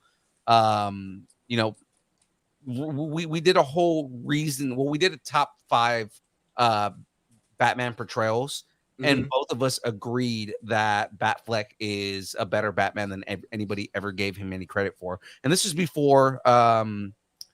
This was before the Pattinson. No, this was before they did Justice League. Just the Justice League. Okay. Undercut. We both felt like Ben Affleck is a really good Batman. I think he's an amazing Batman. I think his Bruce Wayne is very, very good, and his Batman's really good too. He's the most balanced. He did a really good Bruce Wayne and a really good Batman. I think Michael Keaton did a really good Bruce Wayne, and I think that Clooney did a really good Batman. Or maybe no, reverse that. Yeah, reverse that. That's sorry. And Val Kilmer didn't have the cowl long enough to really do anything in it. Right. Yeah. No, I feel like George Clooney's Bruce was really good. Yeah. I actually didn't like Keaton's Bruce Wayne. I felt like he was a little too chaotic for Bruce Wayne. Yeah, like I liked him as Batman. It was like he didn't know what to. He was so awkward as Bruce Wayne, right? And it just came out chaotic. And so, and his take on it. You look back at it, and his take on it was great. Yeah. And the way that they, with Flash, they circled it back, I thought was really good too. Right. So. I mean, I do believe that they're cutting it out, and I think the reason that they're cutting it out is because kind of what Gunn and Safran said. It's not so much that they don't like his portrayal, but what it is that they're trying to separate. They're recasting Batman at this point, and they don't want to continue on and say, "Hey, we don't want to tease people into thinking that Ben Affleck's coming back as Batman." Right. Yeah. Right. No. Absolutely. And I mean, when Pedro Pascal becomes the new Batman, I mean, that'll be fantastic. No, it's going to be Jensen. It's not going to be Jensen Ackles. Jensen Ackles. It's cute that you think that, though. Jensen Ackles is at this point, and I'm going to offend the crap out of you right now. At this point, Jensen Ackles is too old to play the version of Batman that they want to do. Okay, true. So is Pedro True. Pascal. I was just saying that because he gets cast in all of the reluctant father roles now. Right. Okay, Phil, I do see where you're coming from with Jensen being too old, okay? Yeah, I mean, at least to play Batman. You know what I mean? I would love to see him don the cape at some point, though. Maybe if they do another, kind of like late career Batman version, because when they get into that, it's gonna take a couple years before we Elseworlds. Or even if Dick were to Dick Grayson. Pick up the cowl.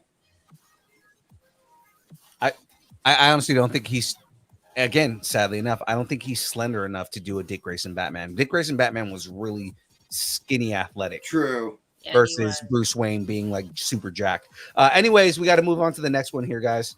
All right. So we got some. So I got some tea. I got some tea to spill. I want to hear the tea. Give me the tea. All right. Well, this tea may have a little bourbon in it as well. All right.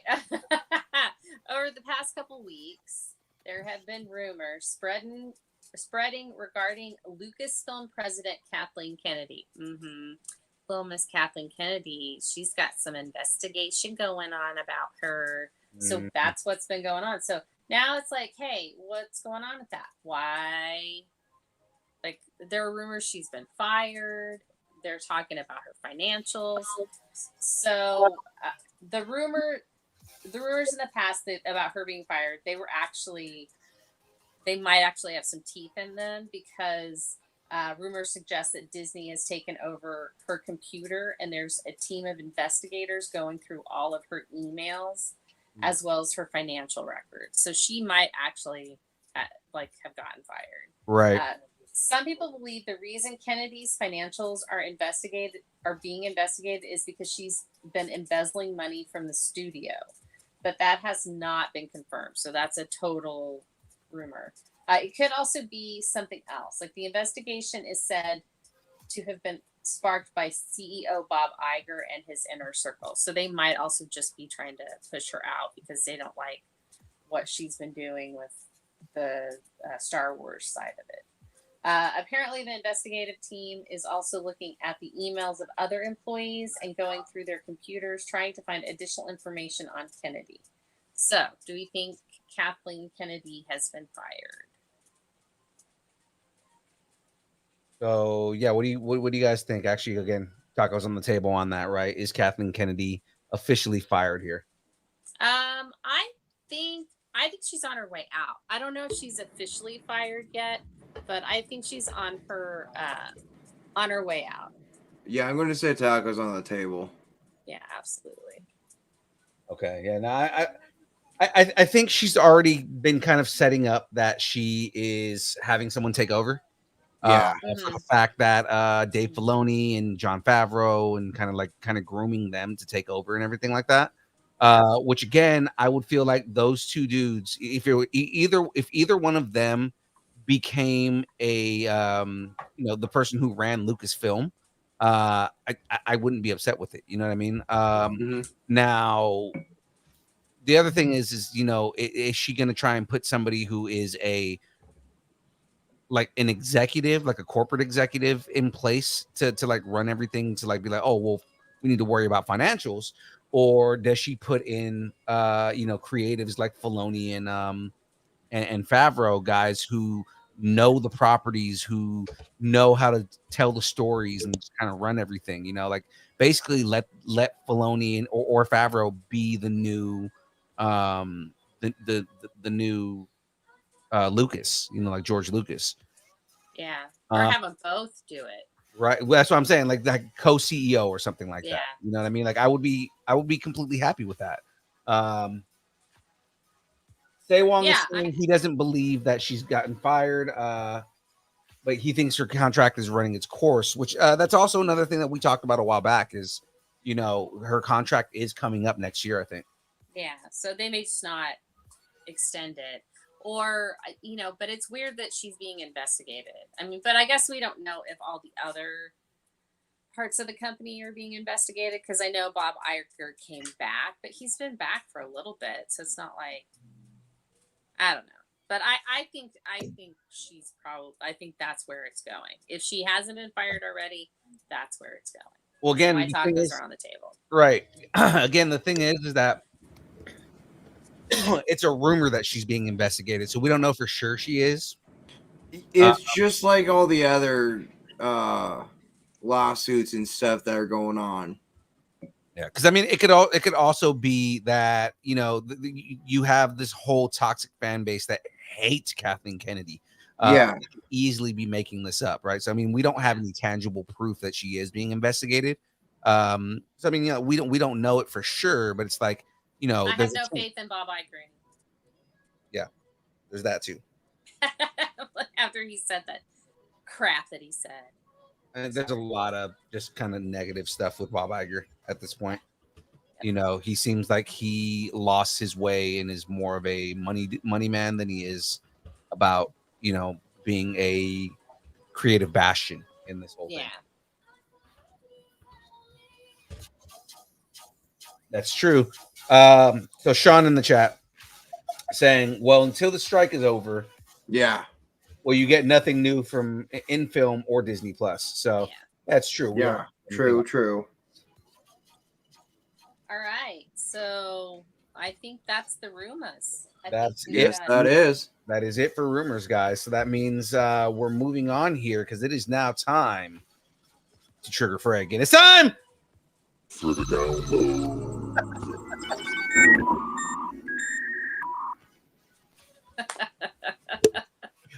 Again, extending it on the whole page right here. All right, guys. So let's get into this because we already know, guys. You got to check out the Disney Nerdington post for more news, all the trailers, reactions. Let us know what you're nerding out on this week. We've got all kinds of trailers inside of there right now. We're going to talk about a couple of things here in a minute, but I mean, there's all kinds of stuff. We post everything. When Cam is not posting things, James is posting everything. Yes, James actually finally has a job when I'm not posting in the Nerdington post. Yeah, because James decided he doesn't want to be on the show anymore. So, yeah, so James and I have swapped spots now. We're gonna continue this joke until the day James comes back on the show. So, probably a few more weeks after that. Yeah, I know, right? It's we'll finally be like, oh look, there's the PA. Yeah, I know, right? So I let's go don't ahead. even think I'll know what he looks like. I guess Right? That will be the weird I'm thing. pretty sure we all forgot what he looks like. I'm already starting to get a little fuzzy on what he looks like. I mean, yeah, there's the Funko we have of him, but It's not a true Right. likeness. Exactly. So let's get right into this here, guys. So let's start here. Hold on. Are you on the wrong page again? No, my computer's just not cooperating. I'm trying to zoom in. All right. So let's start with some strike news, guys, because we still have some news from the strike here. So Noah Hawley's FX Alien series has started production in Thailand, but it's currently shooting without any SAG-AFTRA actors in the production due to the strike. They're only shooting parts of the series that involve non-union actors. According to Deadline, 3 of the cast are SAG-AFTRA members, and it's understood the production has reworked its shooting schedule to delay their participation for as long as possible. Some of the other main cast are members of UK acting union equity. So there's no set date on when the Alien series is set to hit FX. Again, this whole thing is a little surprising that Disney is moving forward. So doing an Alien series to begin with. It does make sense that they're putting it on FX though. So what's actually really cool about what's going on with the strike is they are allowing, I think it was like 39 movie and TV series to be filmed, and quite a bit of them are with equity. Right, but the other thing is the majority of those are low budget films and low budget indie and independent studios. Like A24 has 2 projects. Right, so I mean, like a lot of it is non-union and it's low budget stuff. I think it's anything less than 40,000, right? Something like that. Yeah. So I mean, like, you know, they're able to do these small indie films. Yeah. But they're not going to be doing any large production or anything like that. Not until the AMPTP, until this strike is done. That's what I'm saying. So the AMPTP finally treats these actors the way that they should be actors and writers. And the writers too. They need to treat them like human beings and allow them to live and not be assholes and say, "Oh, well, we don't care about your livelihood because we make more money than that." Again, I can get into how much I hate that these rich people are holding so much sway over the people who make them their money, but it is what it is. I mean, if we got started on this, people would see. I mean, we'd be here for hours. Yeah. So, you know, just know that we support the WGA, and we support SAG-AFTRA, and yeah, so that's who we support. Probably the only time you'll ever hear us pick a side, except maybe on a Lakers Spurs game, but or a Golden State Spurs game. I guess I should say that I was as gonna well. say that's a little more. I'd probably go Lakers Yeah. only for Spurs game. Yeah. So so yeah. But I can just, this is just, the strike's ridiculous because they should just be paying people a living wage. And if they did that, there wouldn't be a strike. Everything would be, up and running, and us nerds would be just fantastically, ecstatically happy.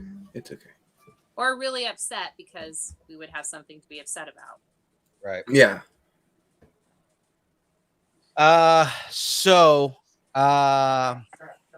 Yeah, I mean that's pretty much it for that. Again, just I do think that it's a smart idea that if they're gonna do like kind of like background scenes and B-roll and scenes with actors that are not like main actors, and then whatever they do is with UK actors for union equity. So it's yeah. And I mean, you've got, and the equity, UK's equity, they also are in support of SAG-AFTRA as well. Right. But they just can't, they're not allowed legally To strike. Yeah. While SAG-AFTRA is striking. So. Right. So let's talk a little bit more about some strike news. I can't believe I'm doing this one, but I'll do it, Frey. I'll do it. Go for it. Do it. The Rock. Finally, The Rock has been summoned. If you smell what The Rock is cooking. As the SAG-AFTRA strike enters another week, the union has shared that Dwayne "The Rock" Johnson has made the largest ever donation to the foundation's relief fund. It is being called historic, and the funds will be used to help the union members financially as they face hardships during this time of not being able to work. SAG-AFTRA Foundation Executive Director Sid Wilson shared a statement with Variety saying, "It is the largest single donation that we've ever received from one individual at a time. And what is amazing is that the one check is going to help thousands of actors keep food on their table and keep their kids safe, keep their cars running. And it is not lost on me that he is very humble about this, but it is a way to get us started." So all the flack that we give The Rock, just let it be known, guys, we don't hate The Rock. We do it to piss off James. We don't. We do it just to get at James. Right. We do it to piss off James. Dwayne is amazing. And Dwayne, this, come on the show. please. Gosh, we would love to have you on, Dwayne. Now here's the thing, right? Dwayne Johnson doing what he did just makes him that much more of an amazing person to me, right? Just, the AMPTP is talking about holding out as long as they can, waiting until people lose their homes. It is the most BS thing in existence that they're willing to be so callous and just let people just fall apart like that just so they can get their way and say, "Oh, well, we don't want to pay you money, so we're gonna this is our way of not giving you any money." The fact that someone like The Rock comes in and says, "Let me give SAG-AFTRA a crap ton of money." We don't know how much it was, but we know it's enough to where SAG-AFTRA is freaking out about how much he gave them. Yeah. And he's giving them all this money, this A-list actor, to make sure that all these people can still have a paycheck and still have a life and everything like that. And I'm sure now that Dwayne has done it, when we'll see more. That's what I'm saying is like once their funds start running low, the next A-lister is going to do the same thing. Oh yeah. I'm curious to see if Cillian Murphy will donate some of his Oppenheimer money. Does he have equity in Oppenheimer is the question. True. Because the thing is that remember, not every actor gets equity in the movie that they're in, right? It's Yeah. like Ryan Reynolds got equity for Deadpool, so he makes money every time Deadpool plays, right? Okay. But the thing is not every actor has that deal, and the only reason he got that deal was because Fox didn't give him any money for the to make the first movie. So in Okay. the second movie, they said, okay, we will give you equity in the percentage that you make for Deadpool 2. And again, that movie blew up like crazy. So Yeah. the only reason that he's able to be like rich guy status is because he made an amazing movie that made a crap ton of money. You know, so it's like, you know, it's that And was then a he smart turned move. that money into other businesses Right. to sustain making that money, so he doesn't have to worry about money. Right. He And stops acting.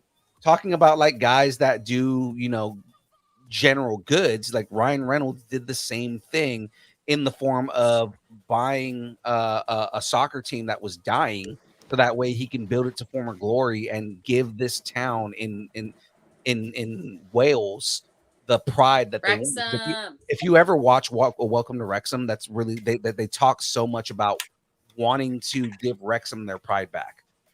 Mhm. We should do a show, just like a special show of all the sports, like the sports TV shows we like, and we'll just do Wrexham and Ted Lasso, and we'll just talk about them because Talk about those we two both shows. love those shows. I love those shows. They're Yeah. my Aaron, favorite. he has gotten those privileges revoked. No, you got to remember, even though he's the intern, he still runs all the money for the entire organization. So True.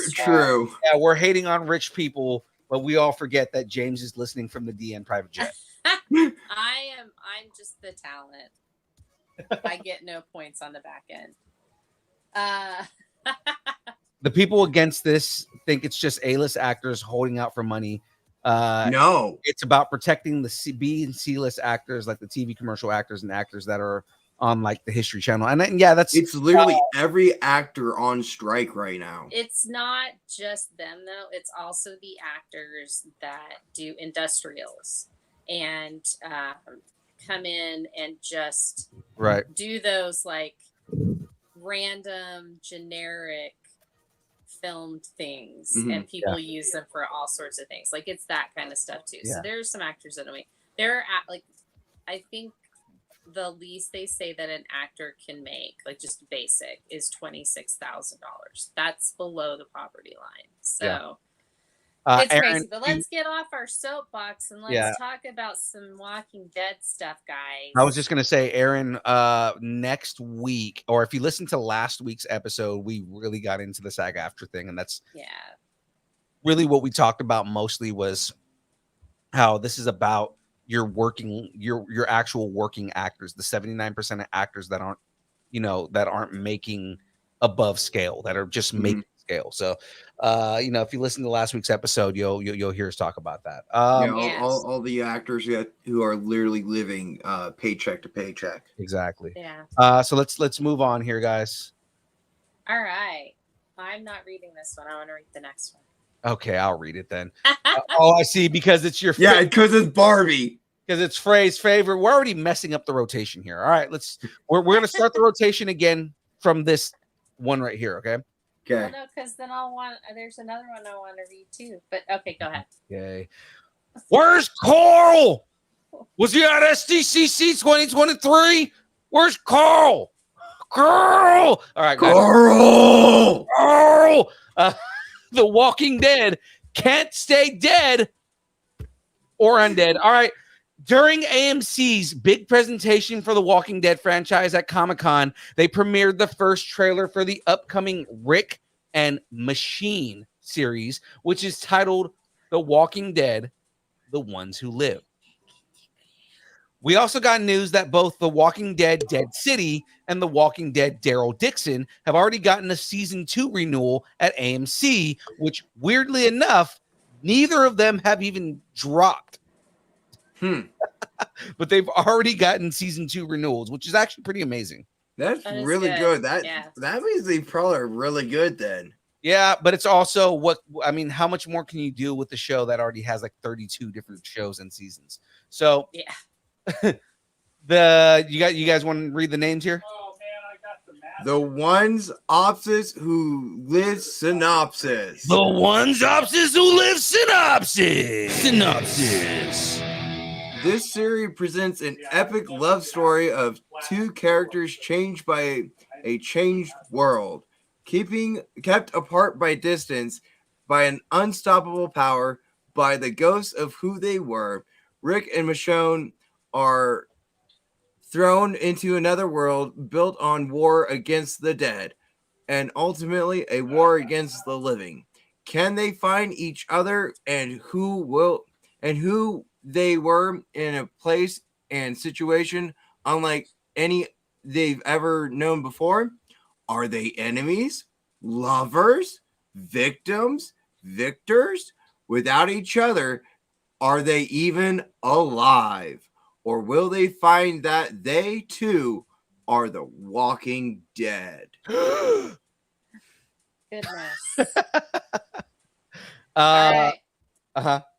I was just gonna do the Daryl one. Yeah, go for it. Daryl Opsis synopsis. Daryl opposite synopsis. Synopsis. In the Daryl Dixon series, Daryl Norman Reedus washes ashore in France and struggles to piece together how he got there and why. The series tracks his journey across a broken but resilient France as he hopes to find a way back home. The series premieres September 10th. Interesting. It's Yeah, actually, I don't know. That France, really? France. yeah. Again, it's really interesting that they're going this route. I get it. Daryl Dixon is a fan favorite. Daryl Dixon is also a character that was created specifically for the show, so we know that everything's going to be all original for this. Yeah. And then, of course, Dead City. Hold on, we weren't even talking about Dead City. The Ones Who Live is the one that we were talking about. I mean, they've been kind of like on and off talking about this show, so I mean, it's going to be interesting to see where this goes to.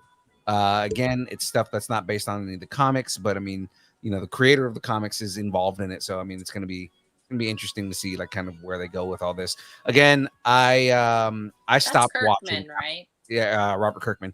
I stopped watching this show after like season 7 of like the original series. And I didn't watch all the other ones just because it started getting like more and more ridiculous. And it was like it went from a show that was about, you know, surviving the zombie apocalypse to now there's a crap ton of people who are still alive and we're fighting all the people. And I love the concept of it, but I felt like it just went too far in certain aspects. And it felt like what they were trying to do was just keep it going rather than like coming up with good story. You know what I mean? Yeah, I can see that. I didn't watch any of it because I don't like zombies. Yeah, it was a really good show. Again, it was a good show up until they started like getting more into, you know, there's whole cities of people still alive in this, right? Which wasn't the original premise of the show. Yeah. And kind of just became a thing later on, right? Mm-hmm. Because they wanted to make more seasons. Right. People weren't renewing their contracts, and so they needed to bring in new characters. Yeah. So. You know, like I can be a little more forgiving in The Last of Us because they established that cities and there are like, you know, there are like quarantine zones where people were still, you know, alive, and you had this, and it was in the game, you know, so it's just kind of like in this, it's like there were like small societies that were in the comics, but it just kind of it really went too far. And again, what was it? The Fear of the Walking Dead was such a, for lack of a better word, it was such a cock tease because the whole thing was they were like, "Hey, we're making a show about the origins of the virus," and then it was like 10 seconds of it, and it never happened. So it's kind of like, not that kind of pissed me off with the whole thing.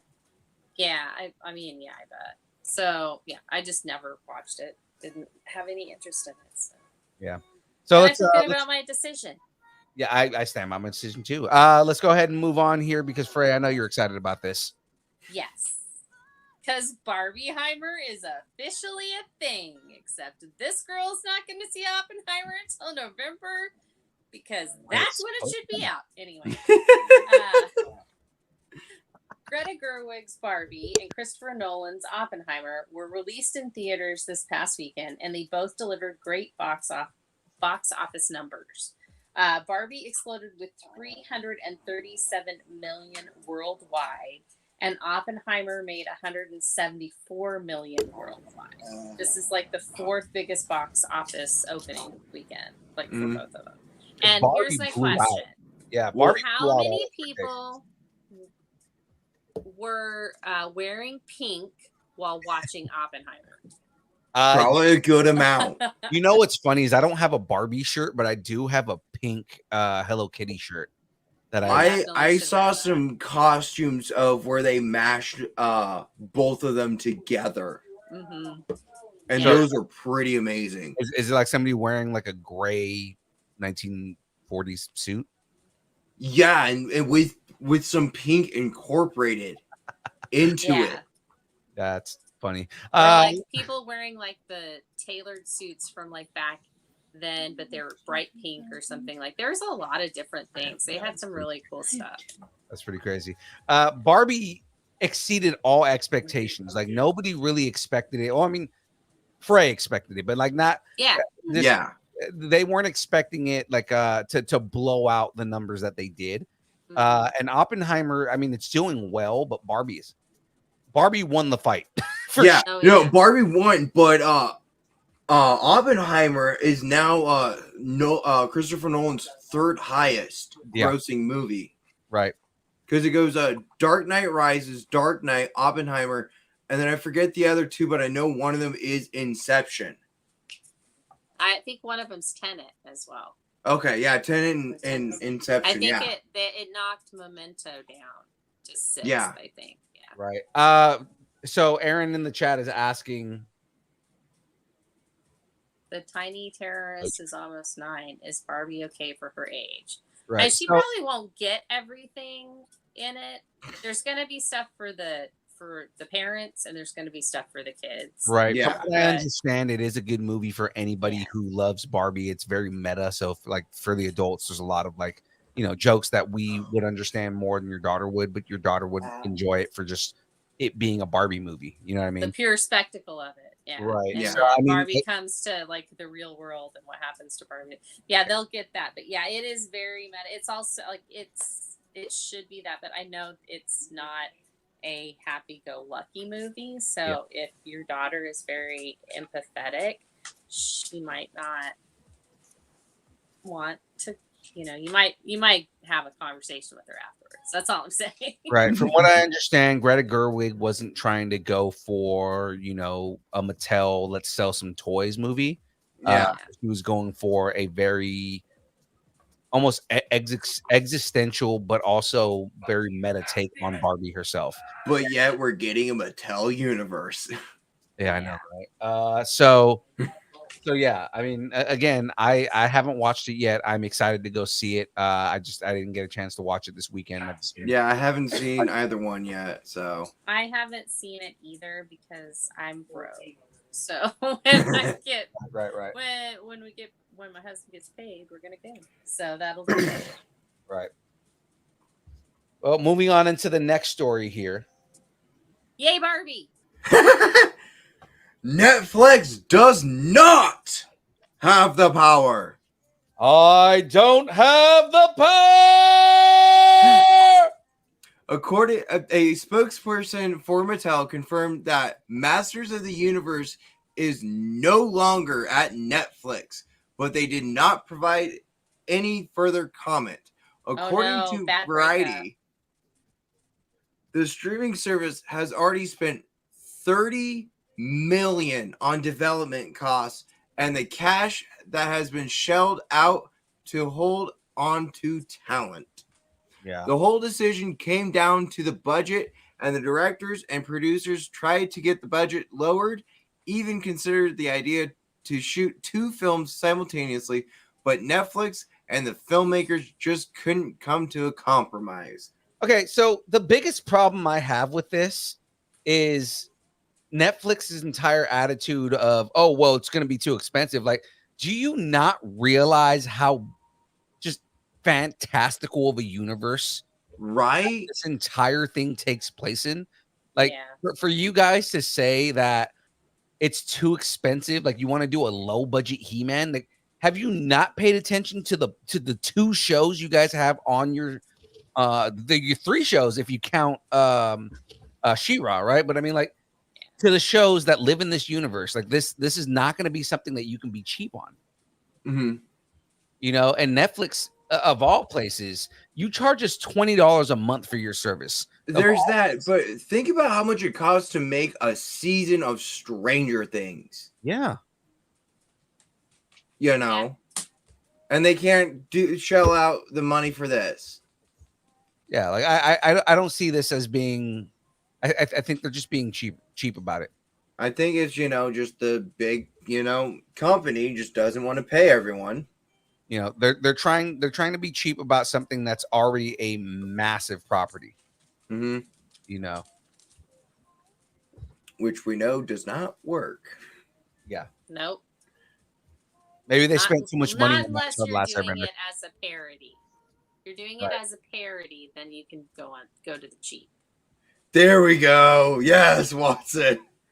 Barbie. Disney buys Mattel, merges Mattel with Marvel. Barbie is the new Captain America. Oh, if that happened, if they did like a cross universe thing, I'd want to see He-Man versus the Hulk. Yes. Yeah. Right? He-Man versus the Hulk would be an amazing movie. That'd be cool. All righty, moving on. All right, let's go ahead and move on here. Give me a second. Let me switch that over here. So, guys, new announcements. New announcements on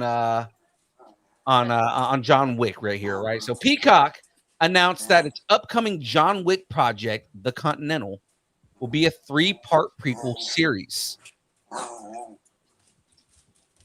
My dogs feel excited about it. I know, right? So, guys, we got a Continent Opsis synopsis. Continent Opsis synopsis. Synopsis. The story for the series will be told through the eyes and actions of Winston Scott, who is dragged into the hellscape of the 1975 New York City to face the past he thought he'd left behind. Winston charts a deadly course through New York's mysterious underworld in a harrowing attempt to seize the iconic hotel, which serves as the meeting point for the world's most dangerous criminals.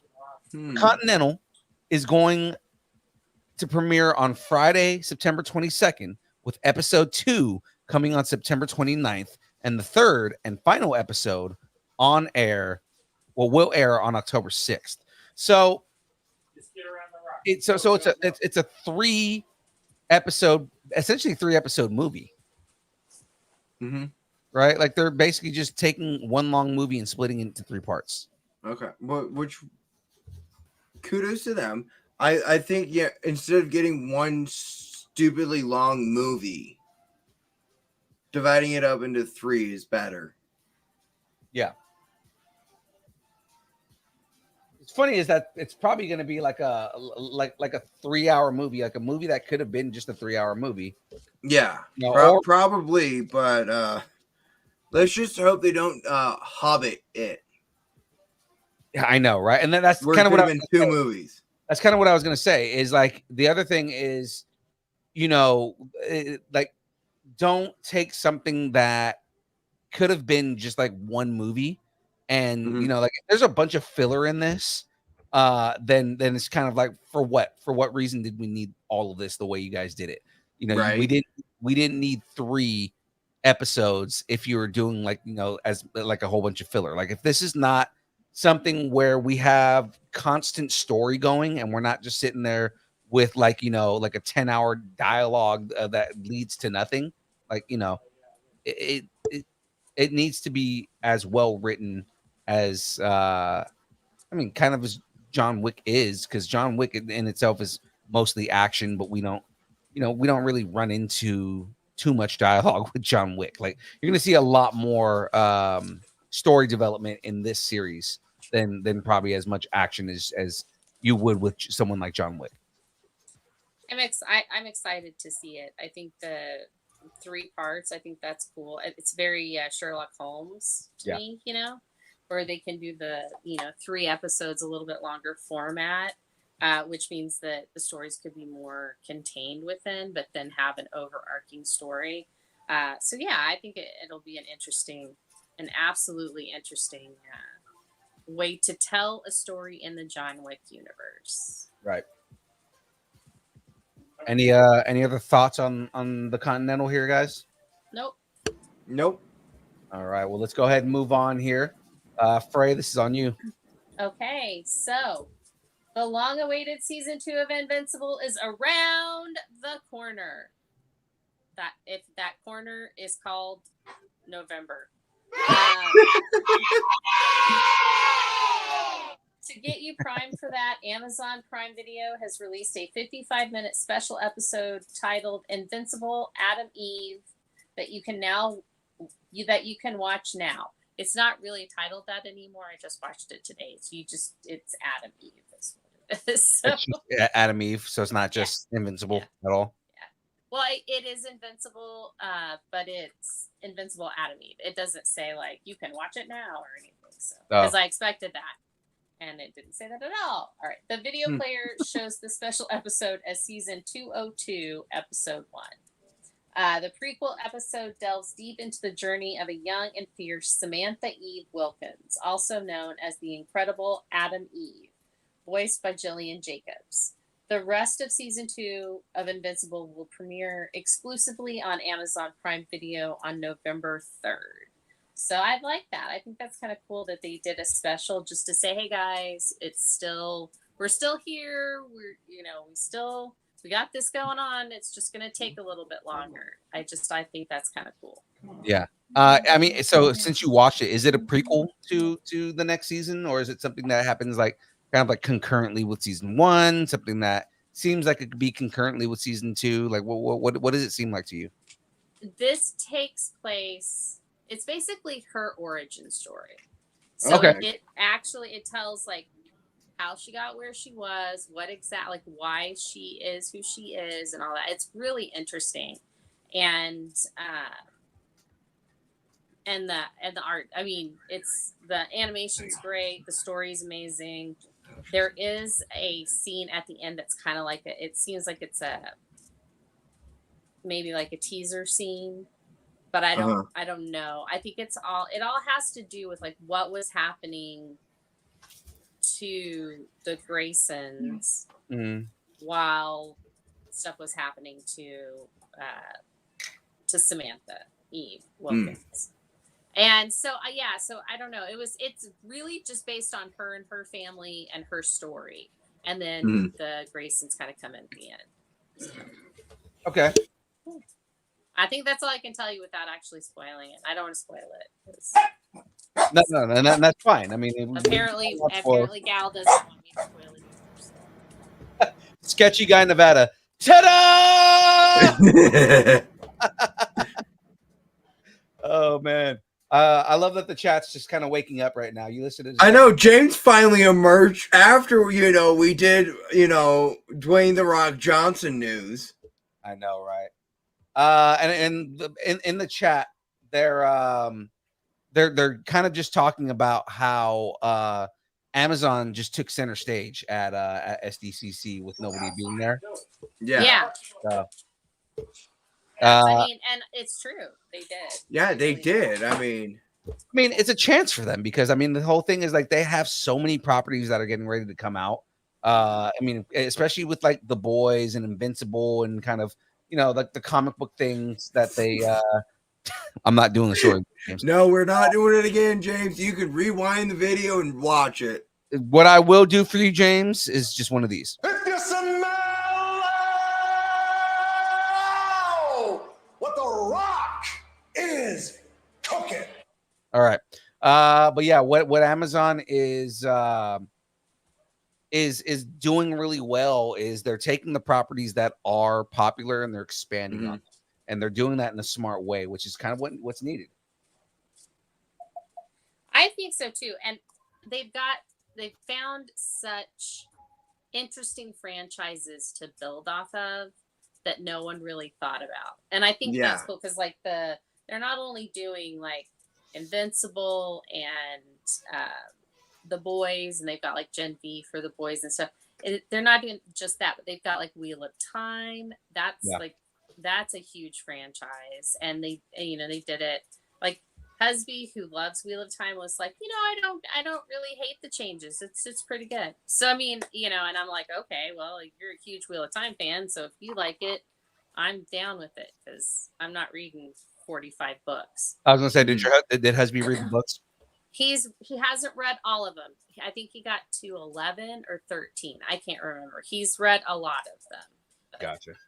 I if somebody says they've read them all, I would like to quiz them on that because I'm not convinced. There's somebody we can. There's two people that we know that have read all those books and that kind of talked about it with us. So they got us excited for this entire thing. So that would be Bird, who hasn't been on the show in almost a year at this point. And Curtis Corona, who he actually has worked on like half the stuff that we talk about. But I mean, like, he does visual effects in the film industry, and that's what he does is read a lot. So that's cool.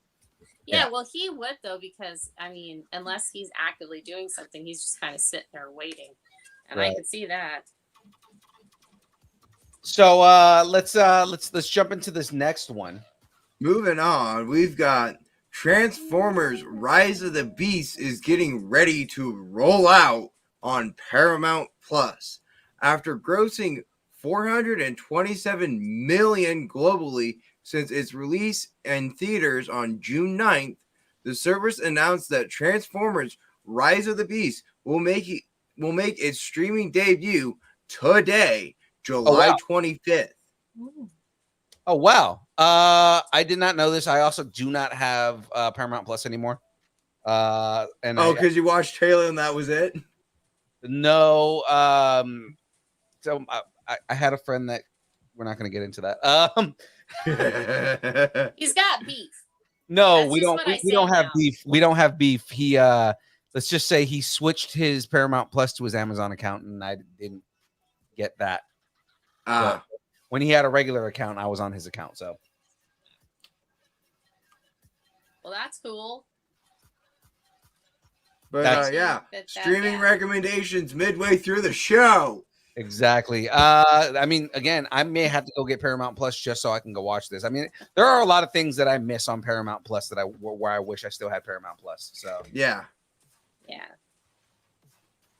So I don't know. There's so many now, and I knew this would happen. I said it would happen. I said, oh, we're gonna start streaming stuff, and then people are gonna start putting everything behind paywalls. We're not gonna be able to see anything. Yeah. And network television's gonna die, and then we're all gonna be streaming stuff. We're gonna have to pay for everything. It's gonna be a cycle. And anyway, never mind. Yeah. Let's move on. James, I worked backstage. I wasn't performing in theater.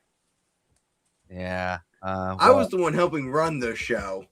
There you go. Well, you know what? I'm stupid excited for this because, ladies and gentlemen, tonight we're gonna party like it's 1997. The first footage from you guys like that one? Oh yeah. The first footage from Marvel Animation's highly anticipated series X-Men 97 recently premiered at Comic-Con. Shit, I can't read.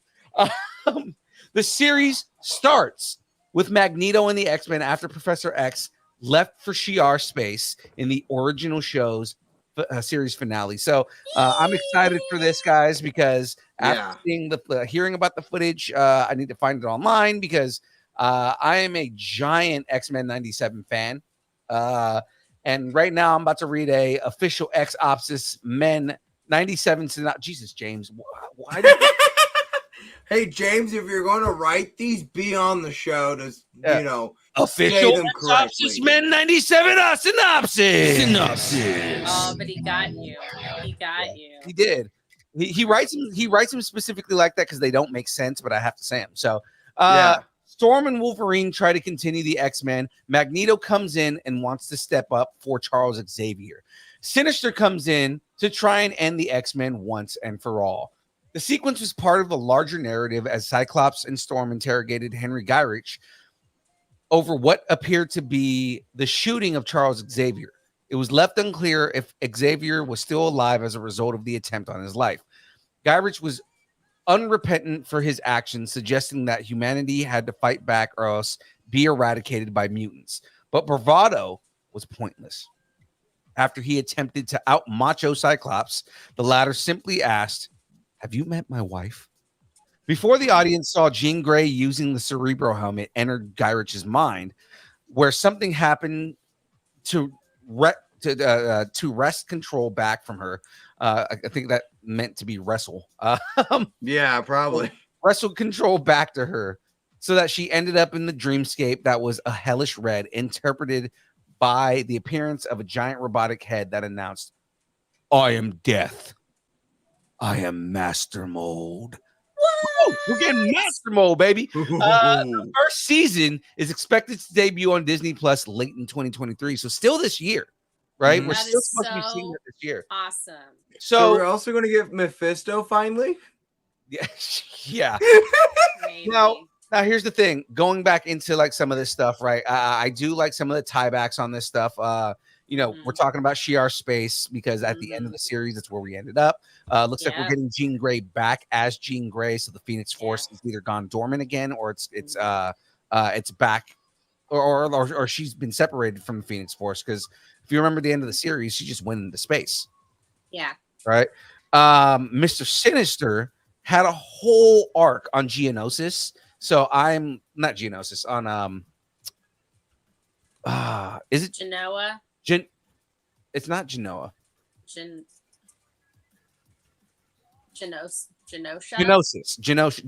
That's what it. Genosha. There was a whole. I'm like, arc. I know it's something to do with genes. But yeah, there's a whole arc with Sinister on Genosha, and Cyclops figuring out that his optic blasts were like the only things that could like actually hurt Sinister. And this was also during like the Age of Apocalypse series, like section of the show that they were doing. So I mean, like, you have all that. There's a lot of good stuff. I love the fact that they're bringing in Master Mold. I think that's so awesome. Right. But I also, at this point, I want to see them do Onslaught because I don't think they did Onslaught in the series. No, that would be awesome. I want to see them do Onslaught. I want to see them do the Shadow King. And like properly do the Shadow King, because the Shadow King is the one that brings Onslaught out, right? And then I also want to see Red Onslaught, because I want to see, like, in the same series, like they defeat Onslaught and then he teams up with Red Skull and becomes Red Onslaught. Like that'd be amazing, that'd be cool, right? I want Mojo. But they did Mojo already though. I know, but I want it again. But I mean, the way they did Mojo never dies. Though that's true. Mojo did not die. And they did Lady Deathstrike, and the Lady Deathstrike arc was so beautiful. Yeah, like it was so good. So I mean, like, there's a lot that they're going to be doing with this. I'm excited for this. I don't know about the rest of you guys, but I'm so ready for X-Men 97. No, I'm ready for it as well. Yeah, I want it to be here now. Let's do this. Bring it. Say Wong, I agree with you. Apocalypse, that show was part of the reason why I fell in love with Apocalypse as a character. And then I started reading the comic books, and I started like the X-Men 97. This show is what got me started reading on Apocalypse, because I liked him so much in the show that I was like, I need to see more of this guy. And when I read Survival of the Fittest, I was like, that's it. He's my favorite character. Yeah, they've done some really good stuff with Apocalypse. Yeah. They really have. It's just a shame that they can't do a really good job. And you know what, Oscar Isaacs, love you, but no, if they say, Oscar, if somebody like comes to you and says, hey, we're gonna do Apocalypse again, we want you to have a redemption, just say no. Say no. I actually think he could be a good Apocalypse if he got a chance to do it properly, but at the same time, I prefer him as Moon Knight over the way he did Apocalypse. And I think that they can do, at this point, I want to see Apocalypse like Juggernaut size. The way that Reynolds played Juggernaut, I want to see Apocalypse like that level Alan of a threat. Rickson. Oh, God. Reacher, the guy that plays Reacher. He could Actually, do you it. know what? He would be a good But no. But you know who I would want is I'm trying to remember his name. He's a little older now, and he's probably not like action star status, but at the same time, he doesn't really need to be an action star to be Apocalypse. I want somebody who's Egyptian. Okay. Yeah. Apocalypse. And if I were to choose anybody, I'm forgetting his name, but he was in the Mummy. I know who you're talking about. He played. Okay. the Yeah. Mummy. Yeah. Yeah. He was all, he was he's also good. he was the Gigolo in Deuce Bigelow, Male Gigolo. Yes. Yeah. I would like to I like see him. him as Apocalypse just because he's an amazing actor. I think he would do great as Apocalypse. I mean, for the most part, he's doing prosthetics anyways, and he's not really like fighting people. The dude is just so powerful that he would just hit you with this just a lumbering hit and kill somebody. So Yeah. you really He'd need also Four be Horsemen of really the good Apocalypse. as the king in The King and I. Yeah. Yeah, But like he'd be really good. it's like you would need to focus on the Four Horsemen of the Apocalypse. Those would be the people who are doing the majority of the fighting. And then of course his the minions on that. So we would need to see in a proper Apocalypse, we need to see a proper Mr. Sinister, and we need to see Omega Red. Yeah. Well, and we also need to I think, because this was my favorite one, we need Wolverine to be one of the Four Horsemen. Mhm. I'm sorry, but he needs to be one of the Four Horsemen. I don't know. I mean, we And need I Angel really for sure.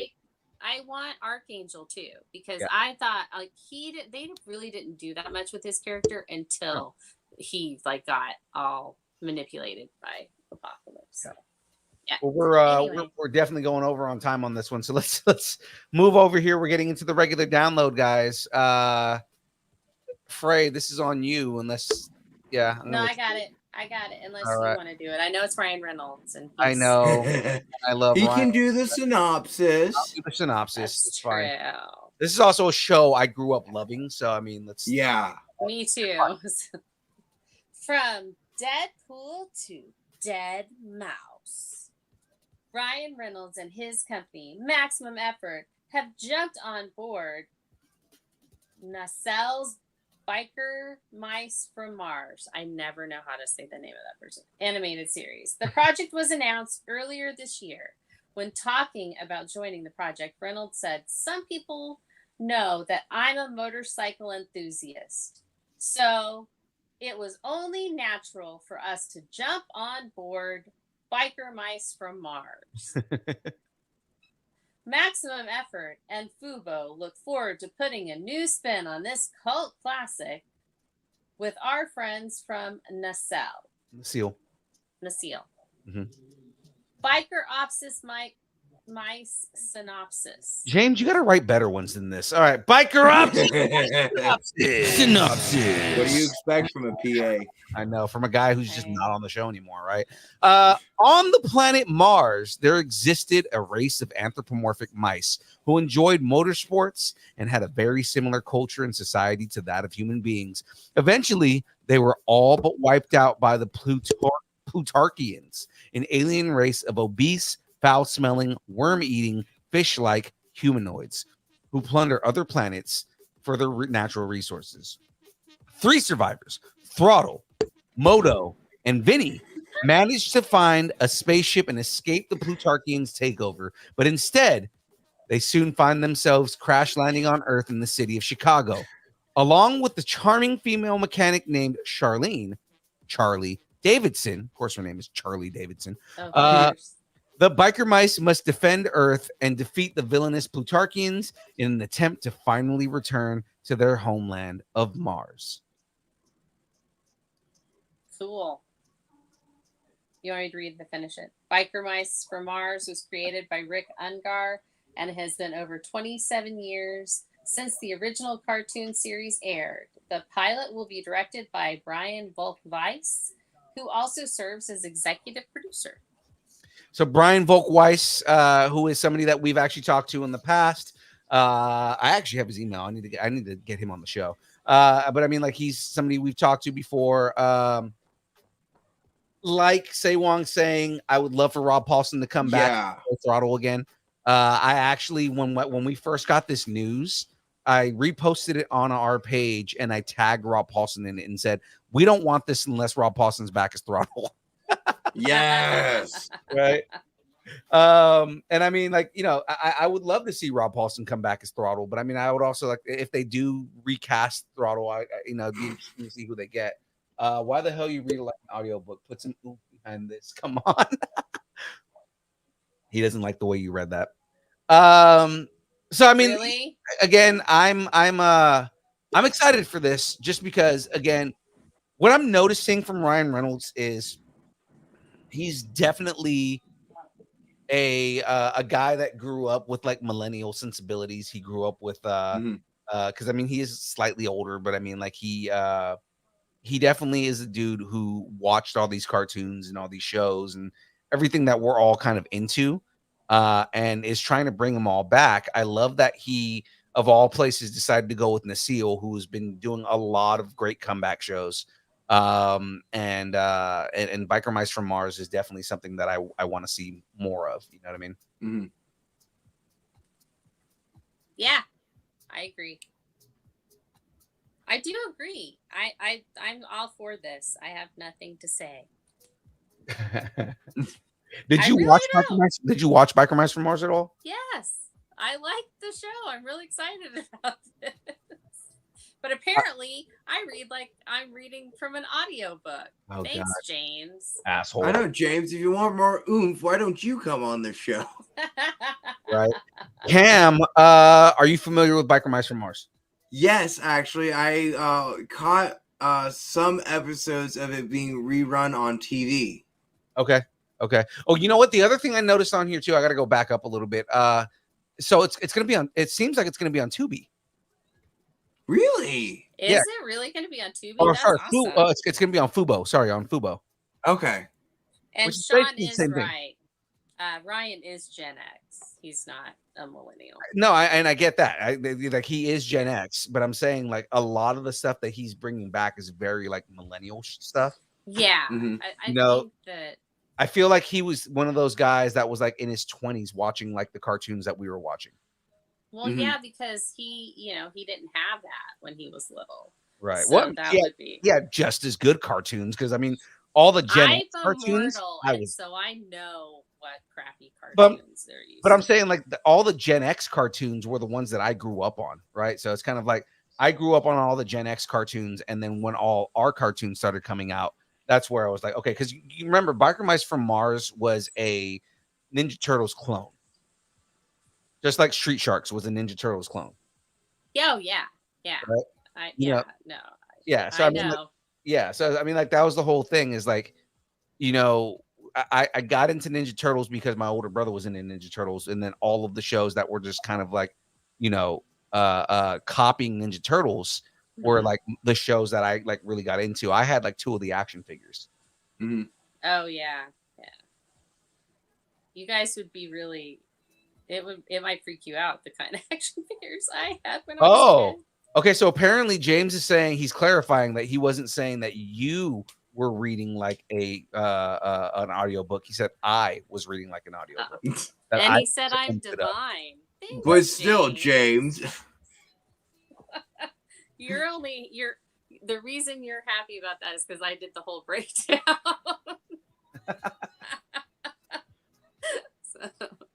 But Right. no, I agree that there were some that were, but like I grew up on, when I was little, I didn't watch a lot of cartoons. I watched the Little Rascals, and the Three Stooges, and anything in black and white. Like my mom, I watched everything in black and white. And then when I was older, that's when the good cartoons came out. And so I, being immortal and all that, I wasn't around. There weren't cartoons when I was little. And so I actually have watched a lot of stuff from really older stuff and really newer stuff. So like Blue's Clues and stuff. I love Blue's Clues. Yeah. So, I watched Blue's Clues. My sister watched Blue's Clues. yeah, Blue's Clues is awesome. All right, How are you gonna know you have a letter unless you sing about it? Right? Got a letter. We just got a letter. We just got a letter. I wonder who it's from. All right, let's move on to this next one here. From Dead Mouse to reboot Alf? Dead Cats. Come on, missed opportunity. I know. That was a missed opportunity. Right? Remember the classic Dead Cats. Uh-huh. Remember the classic 80s sitcom series Alf? I don't. I do. I know who Alf is, but never watched it because I wasn't even a thought. Thanks Just to Ryan read the copy Reynolds. can. What? I said, just read the cop can. Thanks to Ryan Reynolds' Maximum Effort channel, we are going to start seeing some new Alf content. They are partnering up with the creator of the original series, Paul Fusco, as well at Shout Studios, who acquired the distribution rights to Alf. It is explained that they will be producing sponsored content that will be inspired throughout Alf episodes for various companies, including Mint Mobile, Fubo, Hims, MNTN, and Ring, dubbed Maximum Moments. This sponsored content will feature the titular Alf. God. Both Maximum Moments and Alf episodes can be viewed starting July 29th on Maximum Effort channel, which is available to watch on Fubo, Amazon Freevee, LG channels, Plex, Sling Freestream, Tubi, Vita, Vizzo, Watch Free Plus, and Zumo Play. Okay, I did not know that there was a Maximum Effort channel, and I do have either. Tubi, and I also have Amazon Freevee, so I will be watching that on there. So okay, so what they're making it seem like that with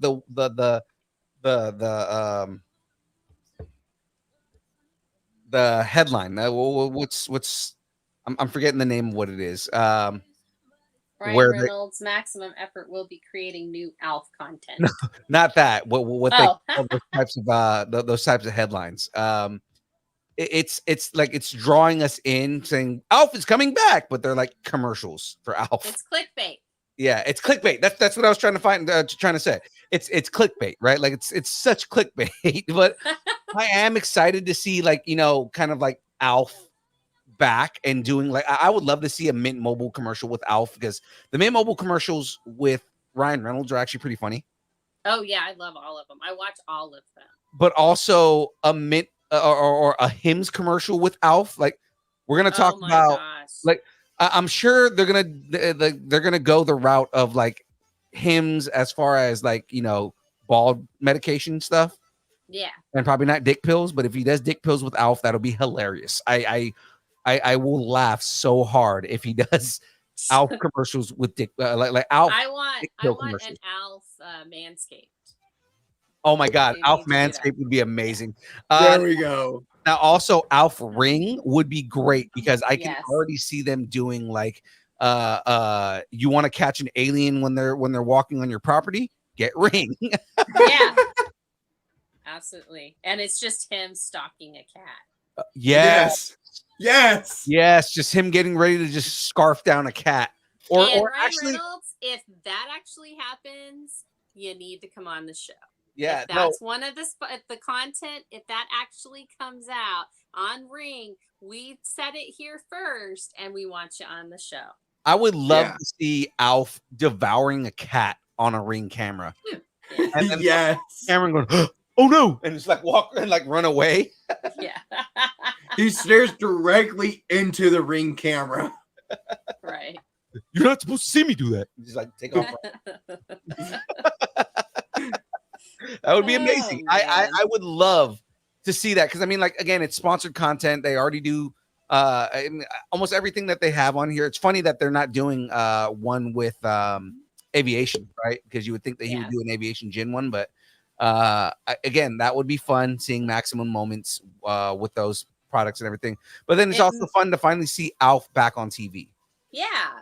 You know, I mean, yeah. First, Michael Keaton's having his comeback. I mean, we had Brendan Fraser's comeback. Why not Alf's comeback? exactly. Alf was It's time. one of the biggest celebrities in all of the 80s. James the Flurkin wins. Yeah, the Flurkin definitely wins because the Flurkin can devour him. Yeah, the Flurkin, he wouldn't even get close enough. That Flurkin would just You know him what? whole. Oh my God, this is what we need because Ryan Reynolds is officially in the Marvel Universe at this point, right? Yes, yeah. We need to see like they need to make a story about Alf and like Alf's. I forgot what his race is called, but like the Alf's race. Mm-hmm. And they have an eternal war with Flurkins. Yes. And that's why that's why the aliens, the Alpha aliens eat cats is because when they defeat the Flurkins in battle, they eat them. Yeah. And the reason that Alf eats so many cats is because it's like almost like a fuck you to the Flurkins. Right. Actually, he's trying to find Flurkin. I really In want to the- see this Alf on- versus on Earth. Flurkin battle. Yeah. This needs to be a thing, and it's just like you would make like a. And of course, it has to be Goose. Yeah. I don't know if it or maybe Goose came to Earth in the first place because he was trying to. Oh, because he's running away from Alf. Right, No, and he was- Alf tracks him down. Yeah, and that's how Alf crash lands. There you go. There we go. Oh my God, James, that's actually Reynolds, we are writing you some great material. Yeah. go. You know what's funny is again, we're like 1 degree of separation from Ryan Reynolds. We need to like call Curtis and be like, Curtis, I need you to give these ideas to Ryan. Yeah. Like now. And he must make sure he said distance nerding gave me these ideas. All right. So from one fanboy to another fanboy, we've got some Blue Beetle.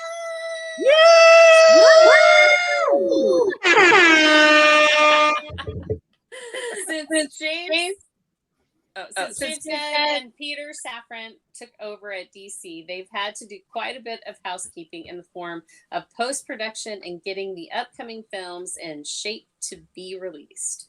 One of the movies they have put a few finishing touches on was the upcoming Blue Beetle, starring Holo Maridueña. That I mean, you got the pronunciation right. It's just the accent was off. But I mean, I'm not expecting that.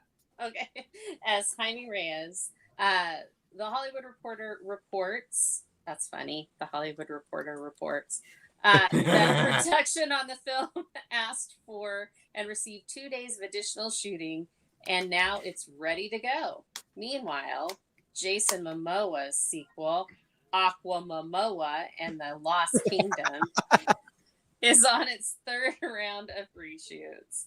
Blue Beetle will be released in theaters on August 18th, 2023, and Aquaman and the Lost Kingdom hits theaters on December 20th, 2023. So, okay, again, thoughts on this. One, I'm surprised that they allowed reshoots during the strike. Yeah. But two, so I'm sure that the changes, the reshoots that they did, especially this close to Blue Beetle coming out, was because they probably had scenes that were like still connected to the old universe.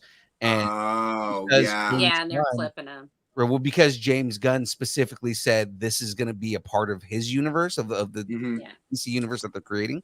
They probably did some bookends to associate it with that with this new universe. And because Batman is a fascist. It's because Batman's a fascist, right? Well, I mean, I could see that. And I mean, it may have been something that there was a contract and the contract was prior to the strike happening. Yeah, that could be too. That's how they got around that loophole, is that if reshoots were specified in the contract, then they would have to fulfill that, since that was supposed to happen prior to the strike. So I could see that. But I think you're right on the money, Phil. Yeah. I honestly believe that that it's to cut out some of the some of the prior universe and make him more palatable for the the Gun Saffron verse. Right. Now with Jason Momoa's Aquaman, I can already My tell man.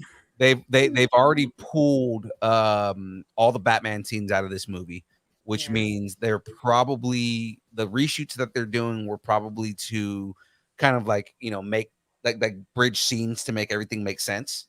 Yeah. You know, because it's like, okay, well, if we're pulling Batman out of this, then we need to do something where we're bridging this scene to this scene and make everything just like, you know, flow a little bit better. And there's probably, I mean, you know, I get Cam would prefer that reshoots where they were replacing Misheard, but Yeah, what they're doing. So, you know, the thing is that at this point it doesn't even matter because regardless of whatever performance that she did or had, she's not going to be Mira going forward after this. So, true. So I'm happy about think- that. So I don't think Momoa is going to be Aquaman going. Momoa's already given hints that he's going to be Lobo. Yeah, and he should be.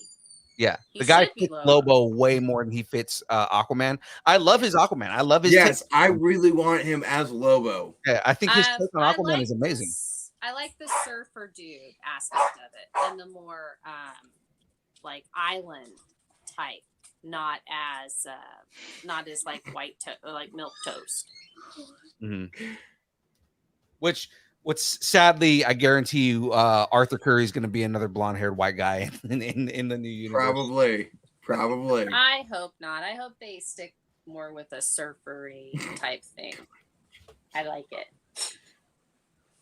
The hood headphones. My headphones. These are actually her headphones that she's wearing, James. They aren't mine. These are mine for gaming. Mine are my green ones that I always wear. Yeah. I have these because I play Dead by Daylight, so I need to hear heartbeat. So. God. So when are these movies coming out?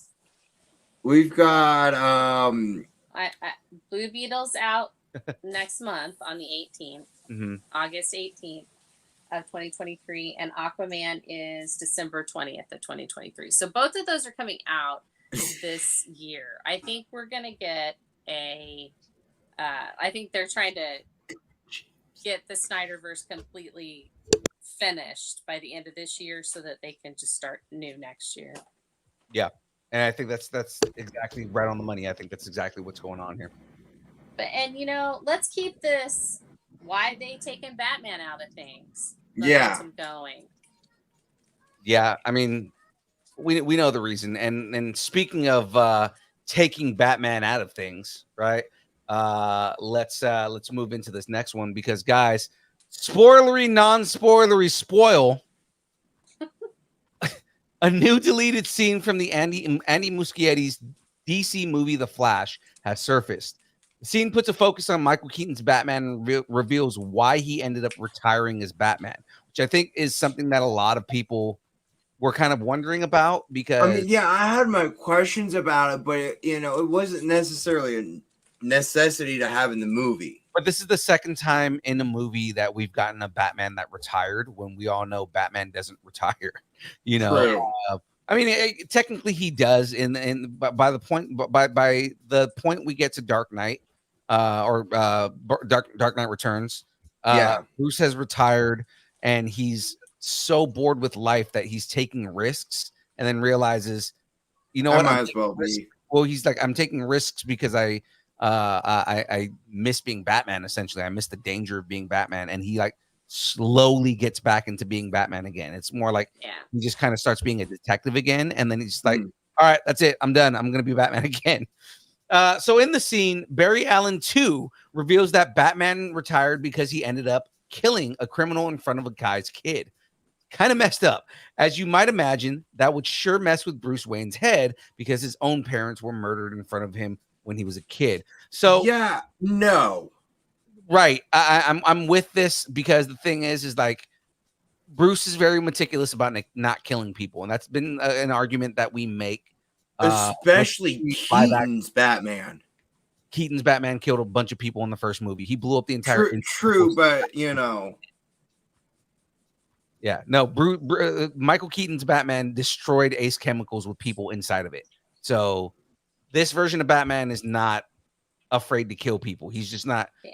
But I can see him having that one line not to do it in front of kids. I mean, he didn't necessarily have a line about that. It's just, you know, the whole thing is that it was more than likely it was probably an accident. He probably was fighting a criminal, killed the dude, and the kid was just sitting. It was like sitting in the corner, you know. Yeah, he like just that. didn't see it. And Right, he didn't see the kid there, and that with his head. Exactly. You know, like I don't see Bruce Wayne as far as like the version of Bruce Wayne that we've gotten so far. And like we've never gotten a true to form I don't kill people Bruce Wayne live action, because every version of Batman so far has put people at risk to a point where he's killed them. You know, you know, so and what it is like they're trying to show like the brutality that Bruce Wayne has, or like that Batman has, and it's like, you know, I want a version of Batman where he truly is Batman, and it's like I don't use guns, I don't kill people. You know, it's also a flaw that Bruce has, because there are certain people that he should kill. But yes, the thing is that, you know, like the Joker, I will come out and say it. Yeah, no, 100%. The Joker is somebody that Bruce should have killed a long time ago. There's a combination. Pretty much any of his rogues gallery he should have killed at some point. Not everybody. Not every villain that he's fought against has been somebody that's worthy of death, but a lot of them are. A lot of them. Yeah, I'm talking like the big hitters of the rogues gallery. Yeah, because the thing is, and again, the psychology, Grant Morrison really got into this in one of his books, was the psychology of Batman is, you know, rather than killing these people, you're putting them into essentially rehab, and allowing them to continue, because they don't learn their lesson. They're allowing them to continue perpetuating what they're doing, you know? So it's like Bruce, again, what I liked about what Grant Morrison did was that he's the one that started the idea of Batman creates his villains, and his villains are there because of Batman. So like, you know, it's really just something like again, when you start getting into the psychology of Batman, that's kind of what's going on there. Yeah. And again, you know, this version of Batman he has killed in the past. When we see this version, like I'm not against what Andy Muschietti did there, because that would be something that would mess with Bruce's head really bad. Is if he killed somebody and accidentally did it in front of their kid, because it's really just like him. It's a PTSD moment for him. Mm-hmm. Absolutely, yeah. I think it's correct. Corgi. Yeah, I had to get her. I had to have her crowd. Oh, thank you, baby. That's how you calm her for down. Hugs. That's how. Don't you so sweet. All right. So any thoughts here? no, I think I think that they were right in cutting it out. I don't think that we needed that. I don't think that we needed to know that Batman retired. I don't think that we needed to know that, you know, and Batman wouldn't retire. You're right. Like, yeah. So he, you know, it's no romance, only justice. Right. So yeah, that's I can completely understand why they deleted the scene. Right. All right. Well, let's go ahead and move on here. Is it my turn? Am I up? Or is it Cam? Cam, is it your turn? I think it's me. DC Studios has announced they will be developing an animated film adaptation of Alan Moore and Dave Gibson's classic graphic novel, Watchmen. No information was given about the plan for the film. We don't know if it will be a direct adaptation of the comic, or if it will be a sequel of sorts, or if there's other plans. But we are getting a new Watchmen project. It was also announced that DC's Crisis on Infinite Earths will be made into an animated film adaptation as well. Yay! I'm happy about both of these. I'm happy about both of these. I'm glad we are getting more Watchmen content. I love the Watchmen. I loved the movie, so just getting more Watchmen is amazing.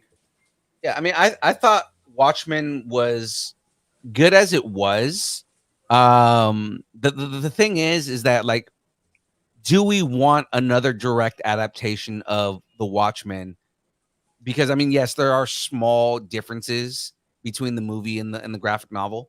Mm-hmm. Yeah, that's true. Yeah, I mean, there are, like, basically the way that Ozymandias, the way he turns out at the end, kind of like essentially Dr. Manhattan is a lot more brutal in the end of the comic than he was in the movie. In the movie, at the end of the movie, he was already pretty brutal, right? So it's kind of like interesting to see, you know, they're really trying to stretch the Watchmen at this point, because we already have a really good film adaptation.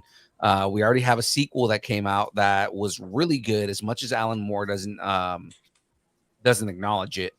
But I mean, that's also Alan Moore in general. He doesn't acknowledge anything that he doesn't write. So yeah. So I mean, like, it's going to be interesting to see what DC is doing with this and why.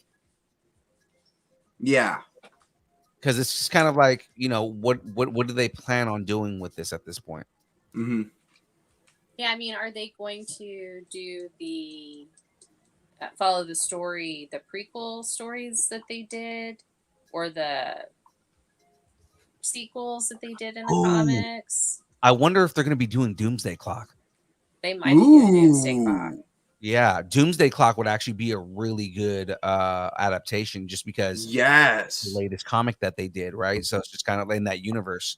So it's like if they did an entire animated series on Doomsday Clock, that would be awesome. Yeah, Yes. I think that's what I was wondering about. I was like, are they gonna pull another storyline from the comics, because they have a couple to pull from now that they've reintroduced them all, I guess. So, but yeah, I'm interested in that. I think that's kind of cool, and I'm really interested on the Crisis on Infinite Earths, because that's a really interesting crossover to do. So, Yeah, I think. I think what it is I think DC understands that the Flash movie, even though it didn't do well in theaters, like, there was a lot of good reception on it. And I think they are going the route of, okay, well, elements of this were based on Crisis on Infinite Earths. Let's actually do Crisis on Infinite Earths and actually show people the actual story. Especially because DC does really good animated adaptations of comics. So I see that being kind of like the reason that they're doing Crisis on Infinite Earths, is because they did get good reception as far as reception for the movie, and it didn't do well in theaters in itself. Yeah, I think, there are so many things going against the Flash that I wouldn't have expected it to do as well as it did, actually. And then so I think I like it. I like that they're announcing all these new things, and we know that whoever is playing the Watchmen in animation will also play them in live action, so that should be interesting who they're going to cast. And same with the Crisis on Infinite Earths. Are we going to get the Superman that we just got? Corn Sweat. Is he going to be the Superman voice on there? I'm sorry. I just have to acknowledge the fact that James is obviously not watching the show, but he's typing in the chat somehow. Yeah. Because he keeps saying nobody's acknowledging the comments. They're not on the screen. I've been putting comments on the screen the entire show. What are you talking about? Yeah. We're acknowledging that. We've been acknowledging them and responding to them in the chat too. So exactly. I don't know what's wrong. what happens when James doesn't pay attention. So we've got 3 stories left, but I know Cam and Anna got to get going. So yeah, we gotta bounce. Go ahead and get some pluggables real quick here. Guys, go ahead and give us your pluggables. Alrighty, I am Cam Cosplay 0 on Instagram. You can also find me in the Nerdington Post. Right now, I'm on a little hiatus because I want to be safe on posting about stuff about the strike and not, crossing the picket line, because I eventually actually want to make a career in Hollywood. So I am being very cautious of what I post anywhere. So, but I am on Instagram, and I'm on Instagram at Anna.MarieBaby. alrighty. We All will right. see you guys Thursday. Bye, guys. All right. Well, we appreciate it, guys. All And right. now there are 2. It's just the 2 of us. We can make it if we try. Just the 2 of us. Oh, sorry. Building castles in the sky. Just the 2 of us. You and I. Let me go ahead and I'll do Rick and Morty. All right. It's easier now. Now it's not really a list. It's just me, you. Exactly. All right. Okay. I want to get another Rick and Morty. Yay. I know.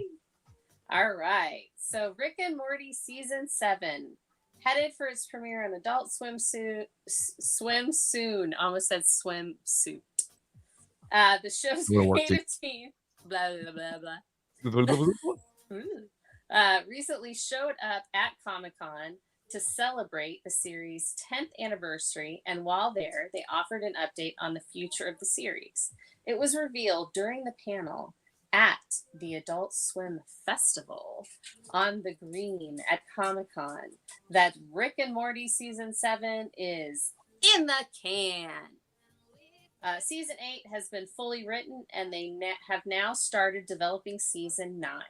Executive producer Steve Levy explained during the panel that part of Rick and Morty Season 9 has already been written. Crazy. Levy also said that they did say that they could have cocaine back in the writer's room. No, I'm sorry. That's gotcha, not written here.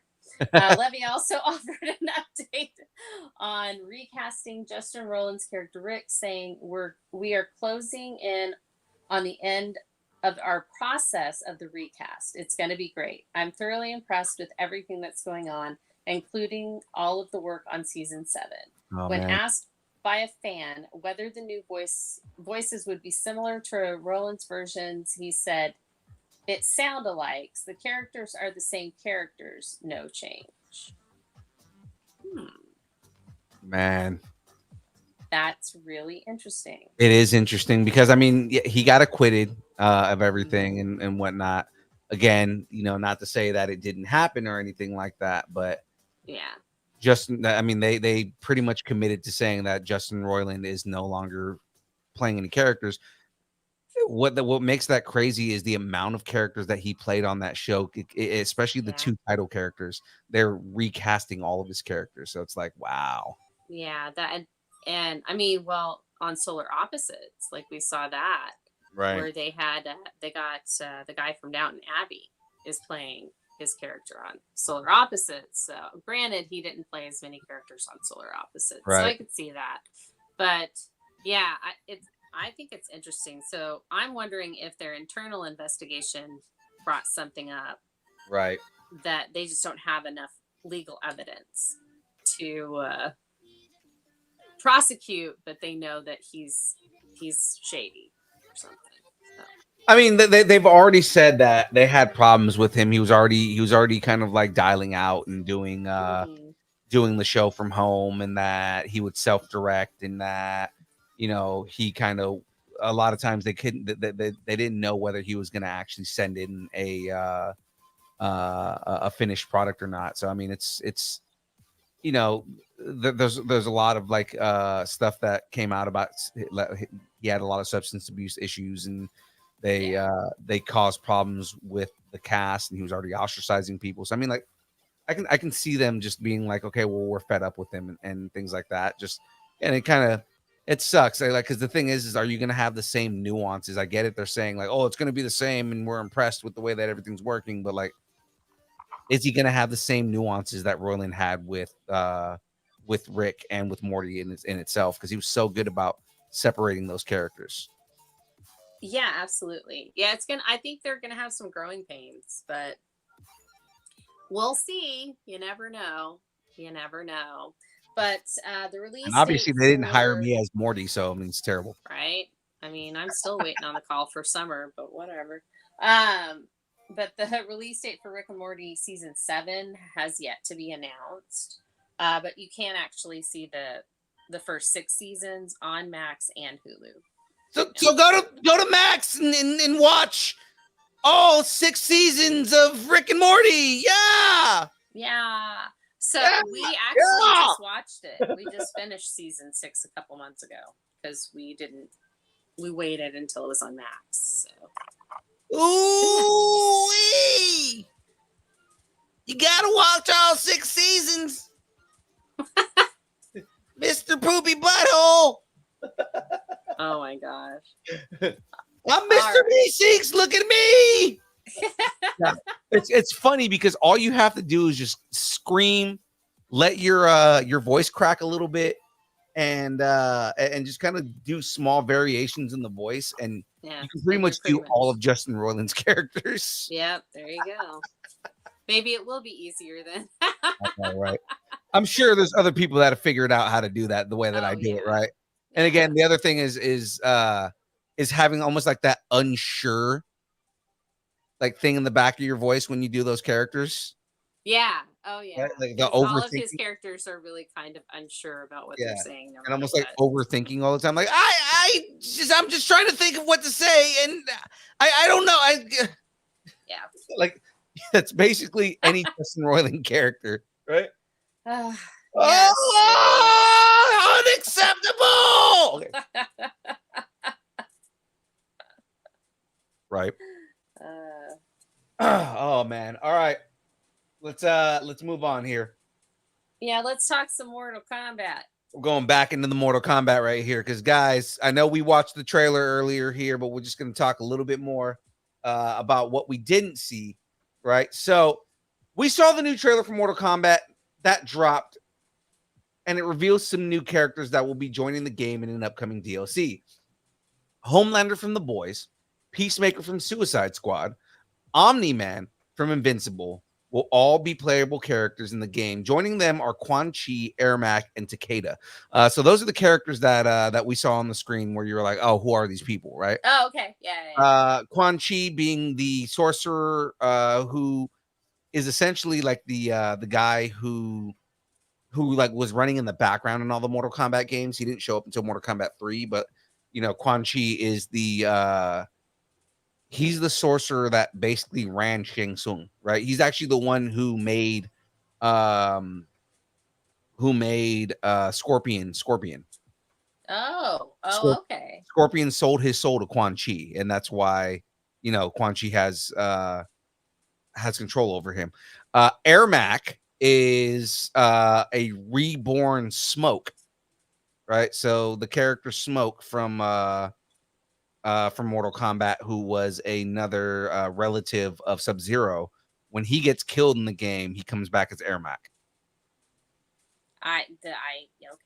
And Takeda actually looks super badass in this. Takeda is he's almost like a ninja, but he's blind. Oh, that's cool. Right. And this mask that he's wearing is super badass because he usually just has like a Is he the one that's like right next to Omni-Man on the other side? No, Not Ermac with is the one that's Ermac is the one okay. that's the Omni-Man. So in the picture, when you look at the picture, it's Quan Chi, Ermac, Omni-Man, of course, Homelander above him, Peacemaker, and then that's Takeda at the end. Oh, at the end. Okay. All right, cool. All right, cool. So we have a You want me finish to him do it? Opsis fatality synopsis. Finish him Finish Opsis him Opsis? fatality synopsis. Synopsis. God, it's so bad. Well. It's been explained that the game will introduce a reborn Mortal Kombat universe that has been created by the fire god Liu Kang, featuring reimagined versions of iconic characters as they've never been seen before, along with a new fighting system, game modes, bone-crushing finishing moves, and more. Guys, the game will be made available on PC, PS5, Xbox Series X and S, and Nintendo Switch, but we don't have a date for it yet. That's bananas, people. Bananas. And Holy bananas. Bananas. And in we got merch, people. News. Oh, wait. We got merch, people. I think I did that wrong. Hold on. I gotta do it again. Because ladies and gentlemen, we got merch, people. That's awesome. So filmmaker Kevin Smith is going into business with Garbage Pail Kids. I'm so excited for this. He talked Yeah, about this on the show on Fat Man on Batman or Fat Man Beyond, and I was so excited to hear this news. It looks so cool and totally on brand for him. Together, they're launching a line of Garbage Pail Kid cards that are based on characters from his View Askew universe, which is the interconnected world featured in Smith's movies like Clerks, Mallrats, Chasing Amy, and Dogma. There's also Rental Randall with a copy of Happy Scrappy Hero Pup on VHS. There's Silent Bob, Snoochie, Boo Jay, Chi-Li, and more. The cards are currently available on the Topps website and retail for $50. The checklist has 40 cards, which translates into 20 different characters, each with the customary A-B name variations. All of them have roots in Smith's films, and the art is by GPK. That's Brent Ingstrom and David Gross. Time to go snooch them up. Snooch to the booch. All right. I'm so excited for this. And I know Graveyard will probably be excited for this too, just because I know he's a big Garbage Pail Kids fan. Yeah. I'm a massive Garbage Pail Kids fan to a point. We have friends that are artists with Garbage Pail Kids, but then also we all know I'm a giant Kevin Smith View Askew fan, right? So I mean, you know, I was looking through some of these cards, and they have Dante and Randall. They have they have his Russian cousin. Oh, that's awesome. Yeah. And it's the card is half his cousin, and then the other half is him in the death metal band. Oh, that's hilarious. It's so good, you know. So I was listening to Fat Man Beyond, and when he announced this at Comic-Con, you know, he was talking about how excited he was about it, but you know who is like super excited about this is Jason Mewes. Oh yeah, I was gonna say Jason Mewes is probably way more excited than he is about it. So Kev was like really excited about it, but apparently Jason Mewes lost it. He said that there are very few things that Jason Mewes gets really excited about. And this, because it's part of his childhood, this was like a bigger deal than normal. And they said that he really got excited for this. So like the fact that, you know, Jason Mewes, I guess that he said that there's only like a couple things that will make him fanboy at a level where like it's his childhood, and he's just like, you know, like that he'll cry. Right. And this is one of those things. He said that Jason Mewes literally just like started crying when he saw the first art come out. Kev said he's known about it for like 8 months and forgot about it until it finally, like, you know, when they sent him the final pieces and for approval, and he was like, oh my God, these are amazing. You know, that is awesome. Yeah. So I mean, like, you have these guys, you have Kevin Smith and Jason Mewes, who are like, you know, these giant nerds and grew up, you know, these Gen Xers that grew up with like all this stuff in the 80s, and they grew up collecting Garbage Pail Kids cards, and now they're actually making cards based on their characters, on Kevin Smith's characters. I just love when nerds do good. Yeah. And they come to good. Like, you know, that's like, honestly, of everyone, like, people would have assumed that Kevin Smith might not, you know, everything might not be on the up and up, but darn it, it is. Oh yeah, He's just always on the up and up. That he's just Kevin Smith. absolutely. Kevin Smith makes jokes about how, like, he can't say anything on the internet because everything he says ends up becoming something that ends up on a website that's just he'll make speculation and people will report it as fact. And he's like, no, I'm coming up with an idea. Yeah, I'm speculating just like the rest of you. Exactly. He's like, I don't know anything, man. I don't work I'm for any of these a companies. fan. Like for a while, because he's always so positive about like movies and everything. For a while, people would be like, oh, Disney obviously pays him, Marvel obviously pays him to love these movies because he loves every movie. And he's like, no, he goes, I gotta pay for it. I would love if Disney paid me to do all this stuff, because I would still do like say what I say about it, but like he can't, because he's like, he doesn't. And he goes, I just like genuinely love these movies. Yeah, absolutely. No, and that's it. He's a fan first. Right. And that's what I love. That's really like what I love about filmmakers today is they were the fans of the stuff that we grew up with. Yeah. So we're seeing so much more of things that it's like, oh my gosh, I have always wanted this movie, even though I've never said it out loud. Yeah, you actually called what he said on Fat Man Beyond too. Is he specifically said, somebody asked him in the crowd, they gave him like, of all the hats that you wear as a filmmaker, as an actor, as a writer, all that kind of stuff, of all the hats you wear, what's your favorite hat? What would you identify the most as? And his answer was being a fan. Yeah, that's it. That's what you need. You need somebody that has passion about the project, that's a fan of the work, because they're going to understand it on a different level than people who are just being hired for it. And that's why I'm okay with Christopher Nolan never doing another superhero movie. Yeah. Because he's not a fan. And so he's not going to do it as well as James Gunn would, because James Gunn is a fan and you can tell it by the movies that he's picking to do. So it's like, yeah. I mean, his movies are deep cut. Like if everything that you see him making is a deep cut, like comic book film. So I'm excited to see all that, Yeah, and I just love this idea. I just love that Kevin Smith is living his best like nerd life. I do. I just love it. So. Yeah. You go, Kevin Smith. Come on the show. I've sent him like 2 invites. I would love if he ever responded. Kevin Smith, if somehow you see this video and you see us talking about how much we love you as a creator, please come on our show. Yeah, and you know what?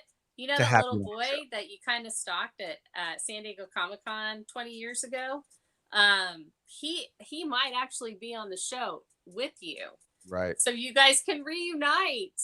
So, Especially because Liam has been on the Thursday shows at this point. So yeah. Yeah. He wants to be on the Thursday show, but I didn't know if he was ready for that yet.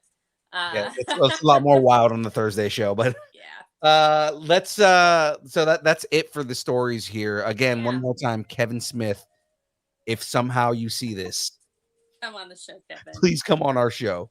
Please find the DM that I sent you and respond to it and say yes, and let's book you on the show, because I want to pick your brain as the king of the nerds. Go back, go to comicconradio.com/podcasts. Listen to our episode with Rob Smith, with Rob Paulson. And I gave him 3 bucket list interviews, like 3 people that I want a bucket list interview with. Your name was one of them. So I would love to talk to Kevin Smith. It would be so amazing. That would be amazing. All right, we're manifesting it. Let's manifest it, people. Exactly. Internet, do your thing. Tell Kevin Smith we love him and have him on our show. So to continue on from here, it is now time for the breakdown. Let's get into this. Break it down.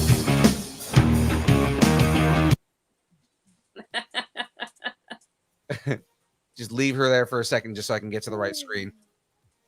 I just love it. I'm like, I know, right? She's giving the it her dancing is all. great. Giving it her all. Yes, sir. All right, let's get this started real quick here. So, Secret Invasion episode 5 sets up the series Endgame, Endgame, all while including several MCU Easter eggs and references after the shocking death of Talos in Secret Invasion Episode 4. That was not expected. That Much of was episode- one of my dogs. Sorry. Yeah. Much of episode 5 centers on Nick Fury and Gaia regrouping and preparing for the coming conflict with Gravik. From the aftermath of the attack on the president to Fury searching for any allies he has left, Secret Invasion Episode 5 fittingly establishes the tall end of the storyline going into the final episode. As with every episode of Secret Invasion, the more toned down nature of the show meant that MCU Easter eggs were not as prevalent. From references to the various Avengers movies to more details about Fury's covert operations, here are every MCU reference and Easter egg found in Secret Invasion Episode 4. Now, before we jump into the Easter eggs, I'm sorry, Episode 5. Before we jump into the Easter eggs, after Episode 4 going into 5, what were your expectations? Just kind of going in. This show has really given me new meaning into the term of expect the unexpected. Because every time I think I've got it figured out, it totally zags. I'm like, come on, we're zigging now, and it zags. I knew that they would have to do something about Talos. So either we'd know he was alive or we would know he was dead. And we actually saw him being burned in that fire. So we know that Talos died. But I mean, that was really it. That was really the only thing. And then I was like, what's Fury going to do with the president? So I was like, okay, he's got to get the president somewhere. And so I was like, okay, I expect Fury to do something with the president. And I expected Rhodey to be all sassy because she is. Yeah. Scrody's a sassy girl. Scrody, I can't get over that name. And I just re-listened to last week's episode like yesterday, and just all the Scrody jokes were just. Yeah, I mean, it's just that I'm just calling Scrody because it's right there. It's right there, people. And yeah, so I didn't have like a ton of expectations going into this because it was like, I'm still trying to figure out, are they going to even resolve the whole Gravik thing in this? Like, will they capture him? Are they going to, will he be contained or will he get away? And so I'm like, well, where are they going to go? I thought for sure in this episode, we were going to see all the bodies. Like that scene where, you just see her coming downstairs and there's all these just bodies laying there. And so it's like, yeah. Who are who are they? Are they humans or are they Skrulls? Is it, were they experiments that went wrong? That kind of thing. So that's when I thought, so I was not expecting half the crap that happened. I mean, it was good. The episode is really good, but just like, really? So. Yeah. I mean, it's way to say everything without saying anything. Yeah. Just kind of going into the episode, I kind of didn't know what to expect, right? And it's kind of like, I knew we were going to get a little bit more of Gaia. I knew we were going to get maybe some explanations on things. Kind of figured we were going to get some kind of conflict between Fury and Rhodey. And actually, the one thing I did predict was, and I'm sure you predicted this too, was he was going to get the eye patch back at the end of this episode, going into episode 6. Yeah, I think that. Yeah, that I'm like, he's got to get it back now because he's got to have it for that whole last episode. And I love this is an Easter egg moment before actually getting to the Easter egg itself, but going to that crypt where he hid everything was the same place that he was at the end of was it Winter Soldier? No, not Winter Soldier.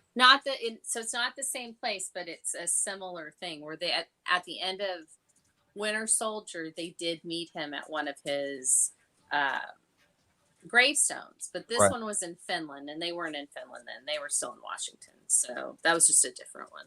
Okay, but I mean, like, still, like, this kind of cool. But it was a callback. Yeah, you know, it's definitely a like you have these graves that he goes to, right? So I mean, jumping into this, right? Secret Invasion's harvest is Avengers DNA, which I kind of figured that was the end game for Gravik. Is that's what he was trying to get to? Is he was trying to find Avengers DNA. There have been references to it all through the movies, but not like actually like calling it the harvest or anything like that. I thought it was kind of cool that that they kind of referenced that Gravik had something to do with the project itself.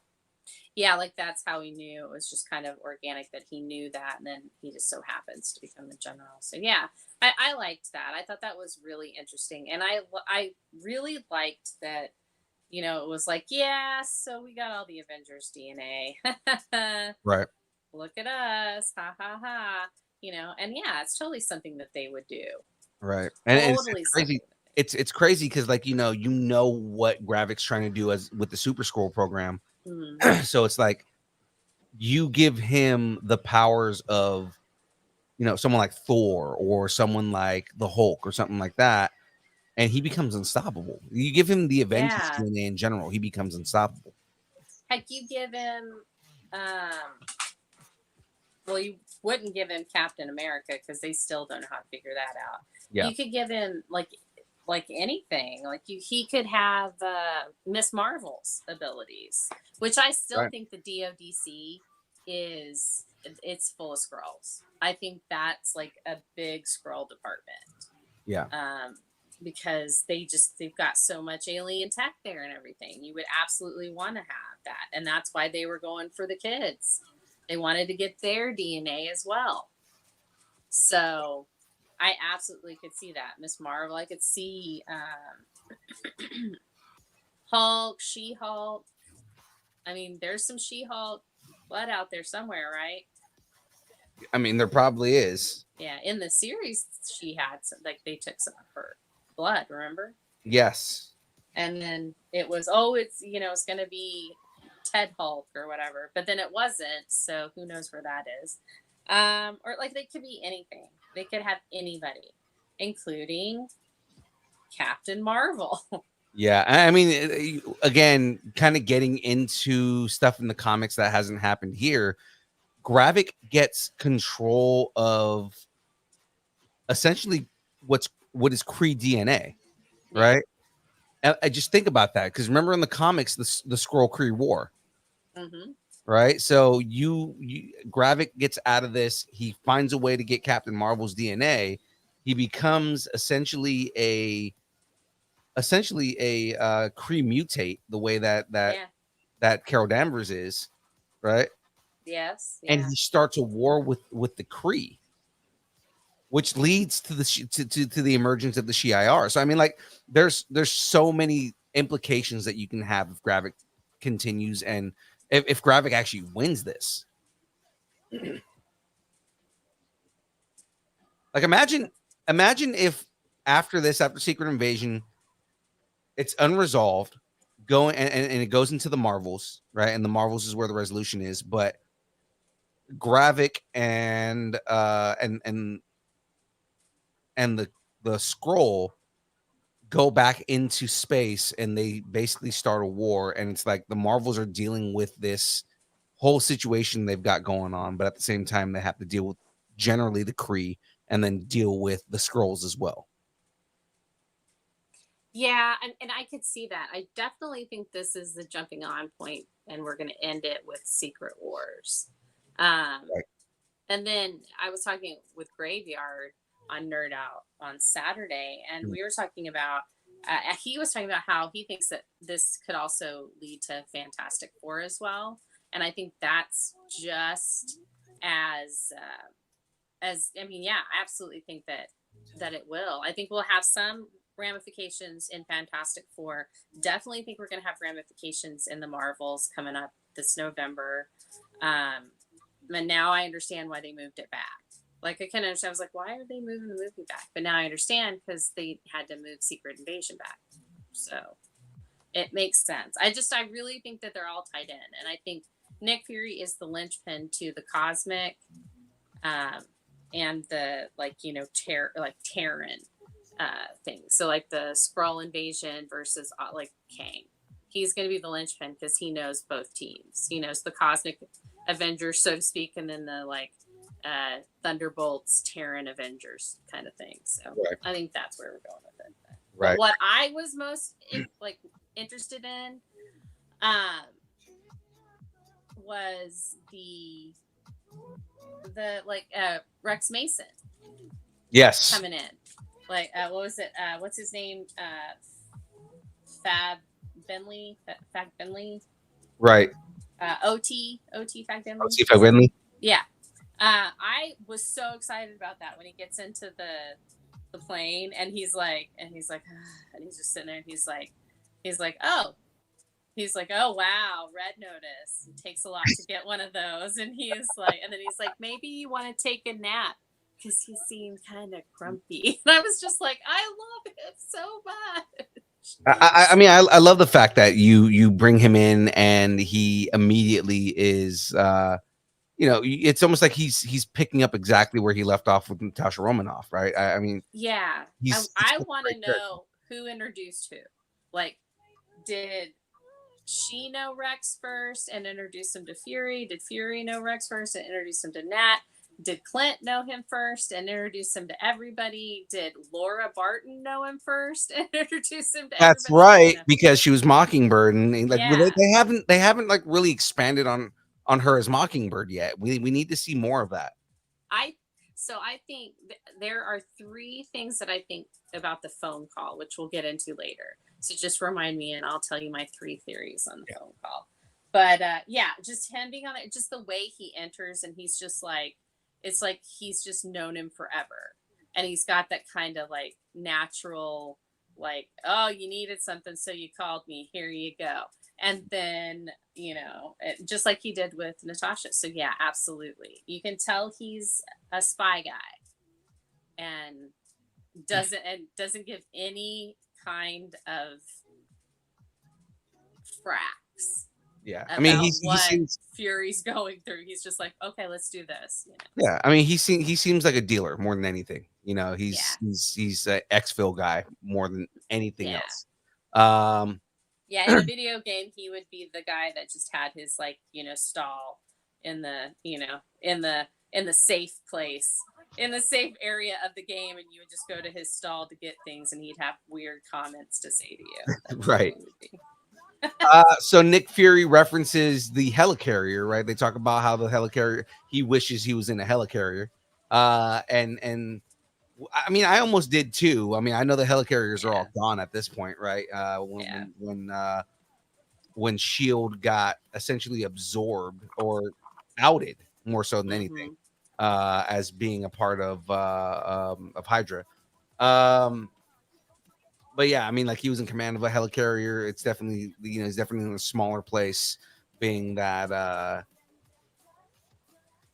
he's in this definite smaller craft than what he's used. He's also, you got to think about, like, it gives us a sense of how far he's come down. And I think that's part of it too. Like, they're stripping him down. And I like that, because it's like, who is Nick Fury when he doesn't have all of his toys? He doesn't have all of his friends. And so, I've really liked this journey we're taking with him. Right. So, and I think that, and the helicarrier thing I thought was great. It was a great thing. And then Rex saying, well, it's in mothballs.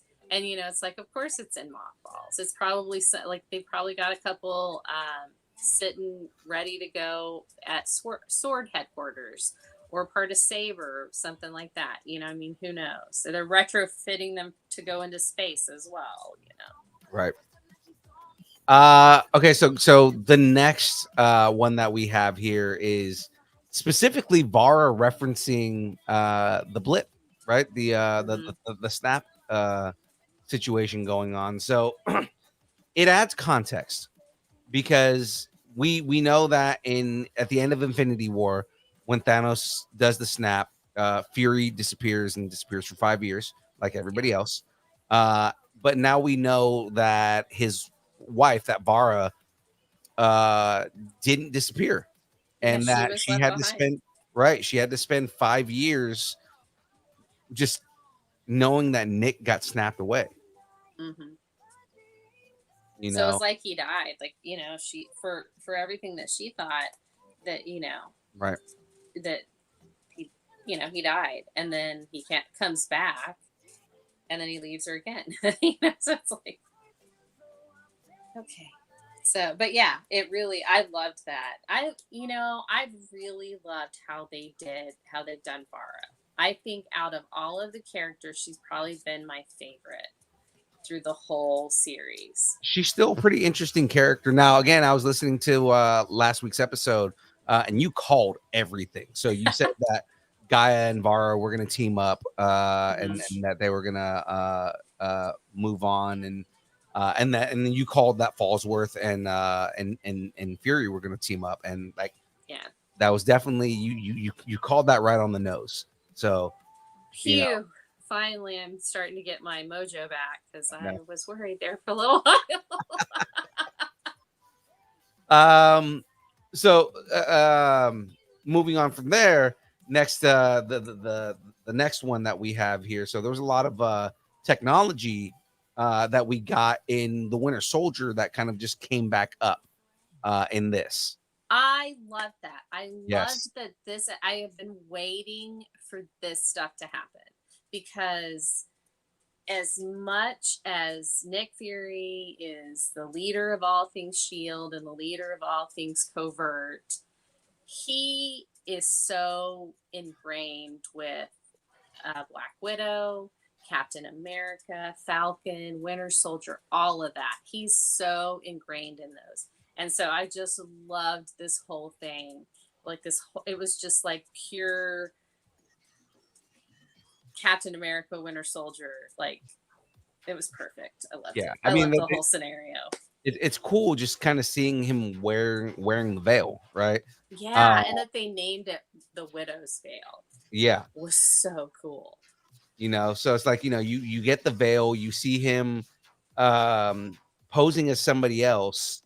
And what's funny is when you see the scene, you know that's Nick, right? You know it's Nick coming up, and it's like, but how are they doing that? It's obviously not a rubber mask or anything like that. And then you see him pull the veil off, and it's like, oh yeah, okay, it's a good reference. It's a really good reference because, you know, like we didn't pick up that that's how Natasha was doing it the first time, so it was like it's great. I love the way that they did that.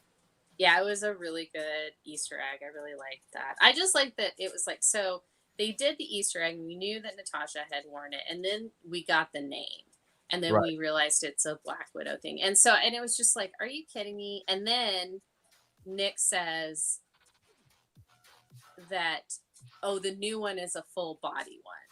Right. And that I he was was using like, old technology. yeah, and I was like, wait a minute. So he just casually mentions that. Is that how they're bringing Maria Hill back? Maybe. Yeah, but then it's like, but then who's dead? That was like, oh my God, but somebody had to die, because that was like the whole thing. Anyway, I'm going down a rabbit hole. Let's continue on. I mean, they wouldn't mention it if it wasn't something that was kind of like going to show back up, if not in this episode, later on. Now, the thing is that Kobe Smulders, we were talking about this on another show. Kobe Smulders just mentioned in an interview that her character is dead. Yeah. Maybe it might be a swerve because Marvel's known for that, but she said that, like, you know, her character died and she's known about it. Like, she knew about it from the moment they started writing the show, which was like years ago. Well, you know, I mean, it's a good way for her to die, as a, you know, being a spy and trying to stop. Mm-hmm. You know, almost as a catalyst, because they used her. They bridged her. Right. I mean, they essentially, the idea was they were trying to use her to they're using her against Nick, because you have a scroll pose as Nick to kill her on camera. So in that way, it just looks like Nick killed somebody in Russia. Yeah. Yeah. And I mean, I like how the layers were. Gravik was doing it to personally get back at Nick, but then they were also doing it for leverage against him, to make him, to, you know, to keep all of his friends away from him, you know, to make it just him. So I like it. It's very spy crafty. So Right. I like it. Okay, so this next one, I loved this Easter egg. I thought it was so good. So the next Easter egg is so the Stormzy song, right? When you get in the car and she's playing this like UK hip hop, which is like UK hip hop is very drum and bassy, Yeah. right? But like Nick gets in the car and he's like, "Are you serious? This is what we're doing?" And she's like, "Yeah." And then they drive off. And it's like that's not what I would assume Sonia Fallsworth listens to, right? Well, I and wouldn't that's assume- why they did it. Yeah, I was talking about that with Husby today, and I was like, you know, that they were like, okay, we have to go to Olivia Colman, Oscar and Emmy winner Olivia Colman, and say, so when you're in the car, you're going to be listening to this song. And you know, she was like, oh my God, that's brilliant, let's do it, come on, let's go, you know. And she was just like, but they were like, who's gonna tell her? You know, they were like drawing straws and stuff, like, well, Right. she's so British, she's so, you know. I can imagine she was just like like crazy when she was doing it all. But anyway, so. Yeah, James in the chat is saying, absolutely, we're doing this. That's exactly what she said. I love it. Now, also, it wasn't just the song itself, like what she was listening to. But I guess so. The song's called "Audacity" by Stormzy, and I guess the when you listen to the lyrics, the song is actually about a wolf in sheep's skin telling me lies. And it's actually a reference to the overall plot of Secret Invasion. The scrolls are the wolves, and they're, you know, they're feeding Fury and his allies lies while wearing the skin of humans, right? Like they're the sheep. They're pulling the wool over their eyes. Right. It's brilliant. Just like the way that they kind of like mesh that in, because it's like on the surface, it's a really good, funny gag that you can do with like, so this is what Fallsworth listens to, but then you see what the song's about, and it's like, oh, okay, this is actually a reference to the show. Well done. Yeah. Oh yeah. And I thought it was cool. And I mean, for her and the funny, and then also it being meaningful in there. So I love meaningful music and stuff. I think that's cool. Right. And then what about when Fury explained to Sonya, like, the Battle of Earth, like that, from that perspective? Because I mean, he was there, so he got to see it. But he just kind of explained to her about the harvest and like how they went and got it, and that Gravik led the team of collectors. I thought that was really cool. And then they have just like almost every single Avengers DNA. Right. You know, that again, that because I mean, you know, the whole Battle of Earth, it's the fight at the end of Endgame. It's it's very well done. We know that at this point, and again, this is leading credence to your theory about the Department of Damage Control. Yeah. That, you know, at the end of the fight, you know, they obtained a bunch of DNA from different Marvel characters, like different Marvel heroes, right? So it's actually, you know, again, it's where I believe it a little more, is just with the way that, you know, they kind of collected the DNA. Yeah, and of course they would do something like that. I mean, like we talked about this earlier with one of the other Easter eggs, but I think the thing that I was most interested in was that he mentioned Carol. He mentioned Captain Marvel, because I mean, she's the OP when we're talking Avengers right now, because they can't really do anything with Steve's DNA. Because that super soldier serum, I mean, yeah, maybe it would change it so that the serum would work for everybody, but it, you know, it doesn't. So they wouldn't have Steve. And they didn't get Hulk's because he doesn't really bleed. Ant-Man is human. Clint's human. I mean, Natasha was human. Tony was human. So it's really just Thor and Thor Thor and Carol. I guess technically, Wanda too. Yeah, Wanda, Thor, Carol.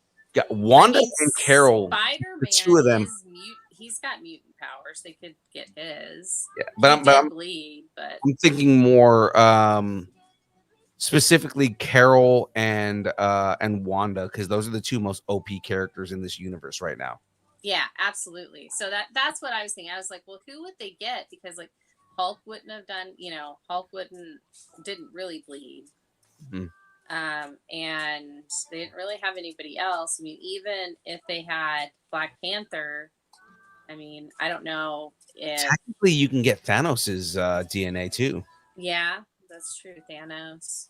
So yeah, there could have been a lot, like there could have been others there, but I was just like kind of going through everything. Star-Lord, maybe, like because he Well, he's a is celestial part God. technically. Yeah, Yeah, I mean, he's that's- technically a celestial. So I mean, yeah. So. Anyway, that's another tangent, but so, yeah. it's like, So let's talk Nick Fury's gravestone, right? So there's a couple of different references on here, right? Obviously, we have the reference from Winter Soldier, during the scene, like, don't you have another one of these? And it's the scene that you were talking about, right? Like it's the gravestone in DC that he has where he hid everything. But it's also what's on the gravestone, right? The path of the righteous man. Yep. If you guys don't know that reference, it is a deep cut personal Samuel L. Jackson reference. Because that's actually a Pulp Fiction reference, and it's amazing. Yeah, it is. It's awesome. What they do is just with him, like all the stuff that he does now. I just love it. I just think it's awesome. Yeah. But I love that he says to Sonya, "Oh yeah, I got these all over the place." He's got so many graves all Right. over the place. And then the story he tells her about why Finland. I thought that was really, really great because until that point, she didn't know that he had a Skrull wife. And the look on her face was priceless for Right. that, and that she just kind of like, well, okay, then I know you're kink now, kind of thing. And it's just, You like it banging was just aliens? nice. It's okay. Yeah. Yeah. And I guess it shows her that he really trusts her too. So, but I just thought it was a great moment. That whole thing was a great moment. I'm sorry. James just had the greatest comment ever. The one that says "Bad Mother Skrulla." Which wallet is yours? The one that says "Bad Mother Skrulla."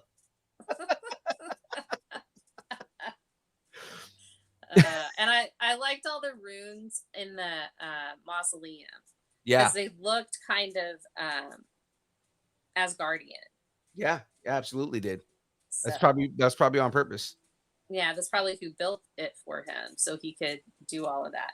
I just thought that whole thing was really neat. That was like the most spy thing in Spy Town that we have seen in this whole series.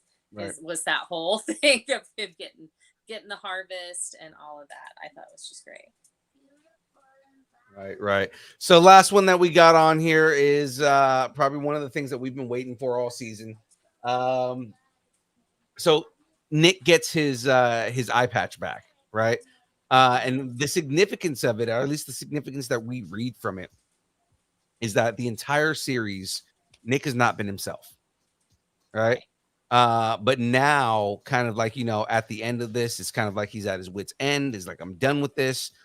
It's Nick 100% coming back, right? And it's, it's him just kind of putting himself back in his position to be himself, right?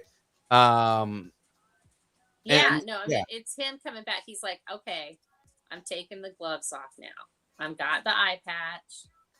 I got my gun back. Let's do this. I mean, that's really what it is. Right. James in the chat saying, I think it showed her that he's not just out to eradicate the Skrulls, but he has a vested interest in their well-being. That's actually a good point, right? So at this point, and again, just replying to what James is saying in the chat, he's asking, do we think that there's still two Furies in the show? At this point, I don't think there is. I don't think there is either. I yeah. think this was the journey he needed to go on to come back to being the Fury that we know and love. Right. Let's just kind of like, he's gone through so much from the end of Winter Soldier to this point now where he just kind of he's dealt with so much that he's just not he's been devolving from what he was. And I think this experience is teaching him that I need to be the Nick Fury I've always been. Yeah. No, I honestly, I think so. I think that that's it. And I haven't really ever been a fan of the two Nick Furies anyway. I don't think that they would do that. Yeah. This journey's too important to Nick, Right. for someone else to do it. Right. I don't think there was somebody. I think the only time that we had Fury as a Skrull was that one moment that Gravik was impersonating him. So, yeah, I mean, this is the journey that we needed for Nick. It's going to be interesting to see what this last episode kind of gives us. And that comes out in about 2 hours here. So I know, right? Yeah. I'll watch it tomorrow while husby's on lunch so that we can watch it before, so I don't get spoiled. But okay, so you want to hear my 3 things about the phone call? Because Yes. he makes that phone call. I do. All right. So my 3 different scenarios here. Monica Rambeau. Okay, and That's that who one I he's agree calling. with. Yeah, that one I agree with. And there's a reason she can see the energy from the bombs or something. But like he's saying, okay, it's time. In that same vein, it could also be Carol Danvers. They've been mentioning her so much Right. that you and her abandoned us. You and her abandoned us. Carol. Like they've mentioned her a lot. They've mentioned her more than they've mentioned Soren, and they've mentioned Soren a lot. So I think it could either one of those. I think it's one of the people we've seen before that know about the Skrulls, and that they're finding a new home for them. And so I think that would be it for that. It could be Coulson, and they're bringing in Agents of S.H.I.E.L.D. That would be so freaking awesome. That would be really cool to want see to Phil happen. Coulson back. Yeah, It would be won't cool to see Phil happen. Coulson back. I would love it. So James is saying in the chat, could Monica see Skrulls? And I thought about that earlier when you made the suggestion right off the bat. Is what if the Skrulls give off a different aura, right? Like they give off kind of like a different spectrum of the like energy, because it's known that human beings give off an energy that can actually be seen on the spectrum. I wonder if Skrulls have like a different type of energy, and that Monica Rambeau can see that. Well, they're immune to radiation, so humans aren't.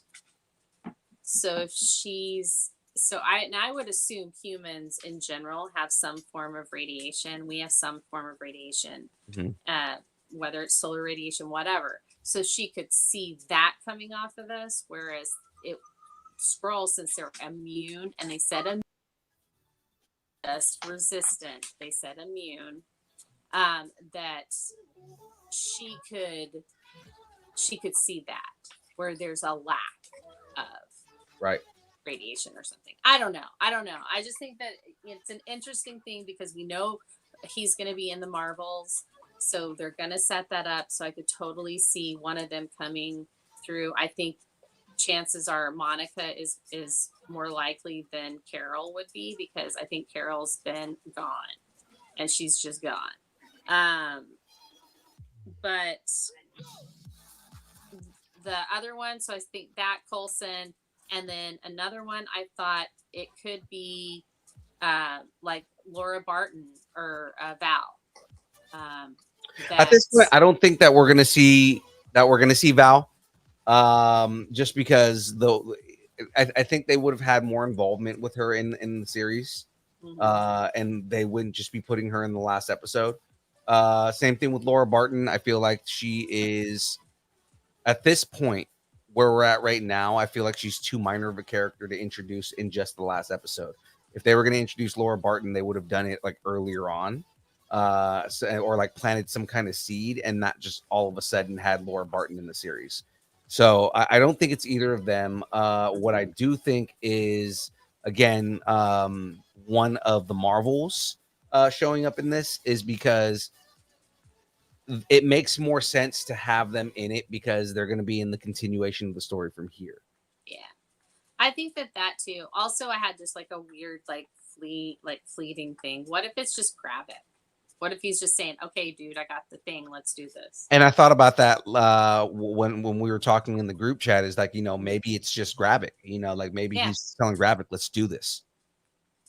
Yeah, I mean, I could see that. I think, Mhm. and I do think, I feel like this episode.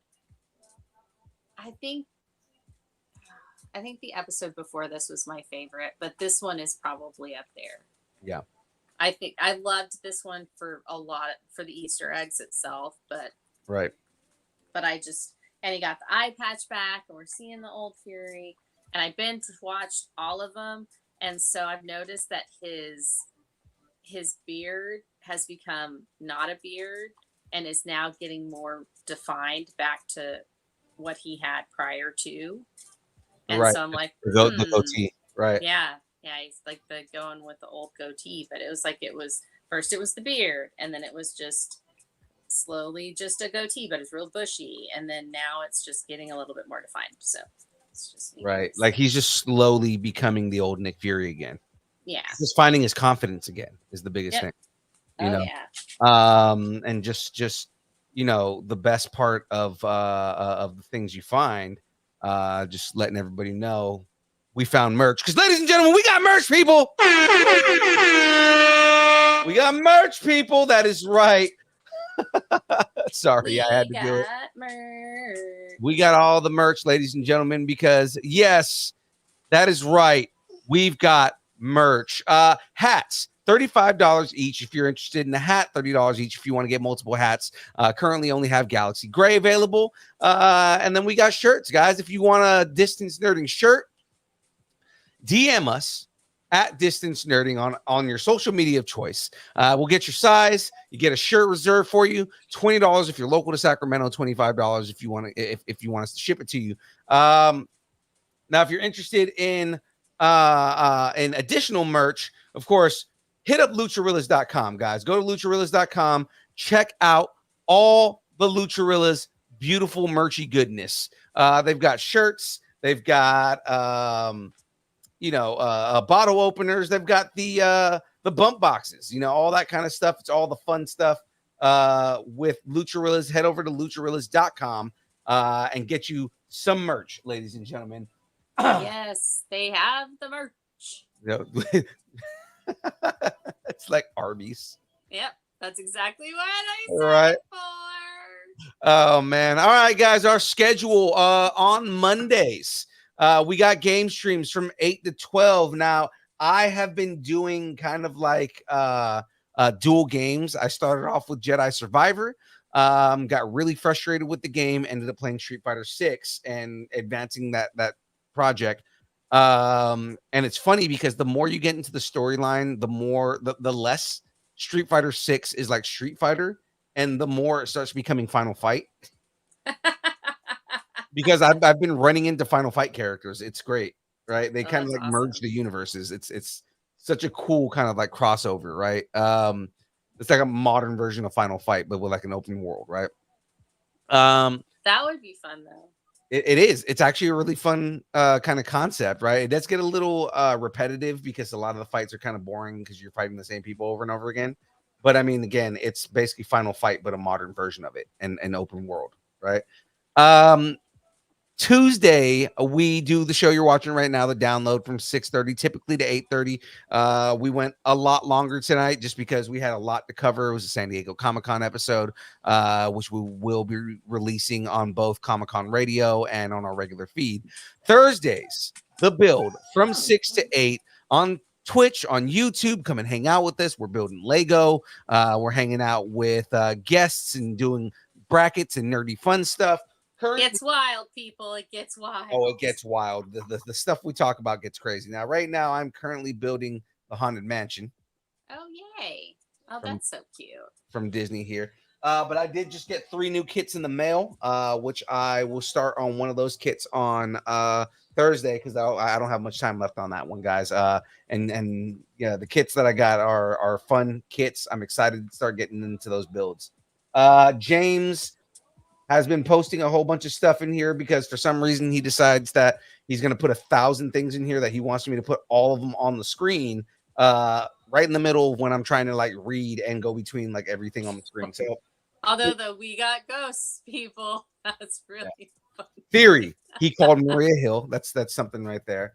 Like she's gonna be alive, save his name, point to the whole thing that it was a conspiracy plot and point at Gravik, which is my theory from like 2 weeks ago.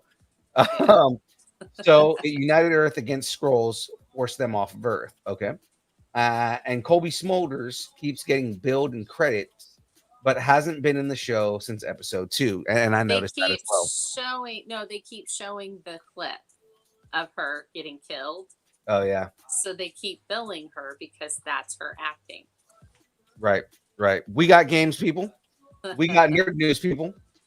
We got Lego, people. Is this episode going to be a 2-part episode? I'm sure that's what James wants. I'm sure that's what James wants me to do because he hates long episodes. We got ghosts, people. That's my favorite one. We got ghosts, people. I was flirking funny. Yeah, you wish you were. You missed all the comments, and Cam never shared his headphones. All right, whatever, man. Oh God. Stop. Okay. Don't step on my theory. I didn't talk smack about your Mando marriage. She was the Mando marriage. Okay. I didn't step on your theory at all. Man. No, he's mad at me because I said that's a theory that I said like 2 weeks ago. So oh yeah. Well, yeah. There haven't been really a lot of theories you could do on this show because it's been so. James just gets upset with me and Tyler specifically. Being the guy who wants to talk all the smack in the chat, but decided he didn't want to be on the show anymore. So there's that. All right. So before we get going here, Frey, as usual, let me get your pluggables. Tell everybody where they can find you outside of the distance nerding world. I feel like this is that I'm getting better at it after all this time. So you can find me on, well, obviously I'm here on Tuesdays. This is my home on Tuesdays. On Saturdays, I am on Kyber Cave Productions Saturday Morning Nerd Out, where you can see me drink coffee or other caffeinated beverages. Delicious. And I know, right? And talk about nerdy stuff. And then I have my own YouTube channel called Frey Girl.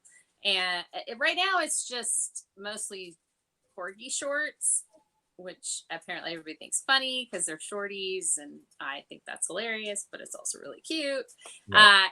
But actually, Shadu, who was on last week, and Shadu, we recorded 2 episodes, so they should be out pretty soon. It's called Classified, where we take your favorite fandom characters and classify them into D&D classes. The first one is Bad Batch that we're doing, and then the next one is going to be a Star Trek one, and I'm not going to tell you which one it is yet. But yeah, so I'm doing that as well. And then I mod for Distance Nerding and Kyber Cave Productions, and I mod for the Nerd Haven, which is not a channel, like a YouTube channel or anything. It's just a bunch of nerds, and it's a positive community. So hit me up if you want any of those invites on Discord. But yeah, other than that, that's me. All right. Well, I definitely need to, I've been trying to get more and more active in the Nerd Haven. Yeah. I've been having some fun in there. It's been pretty fun. It's, it's really fun. It's a pretty positive community. Yeah. It's great. And it's fun. Yeah, we have a lot of fun. So. All right. Well, yeah, let's get into this. So have something you want to discuss. Tell us what you're nerding out on, and make sure to let us know on our Facebook group, The Distance Nerdington post. Guys, join the taco party. Of course, I'm not getting super crazy with it because we're already like super late. So, but join the taco party, guys. Go to distancenerting.com. Hit that button on the top left corner.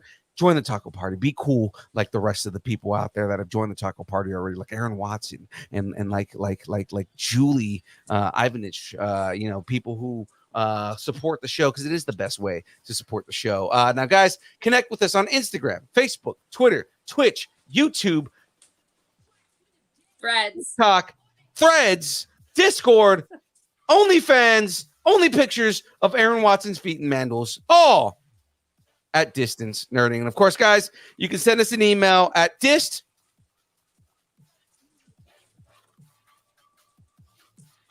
Thanks, and keep nerding together. I'm sorry, let me do that again. Nerding at AOL.com. All right. That is it from us tonight, guys.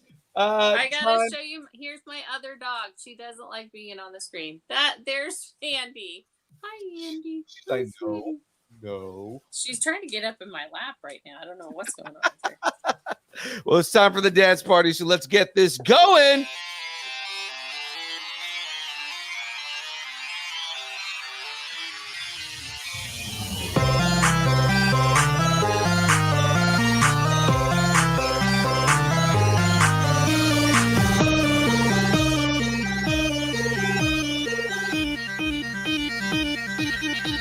I'm Mr. Meeseeks. Look at me.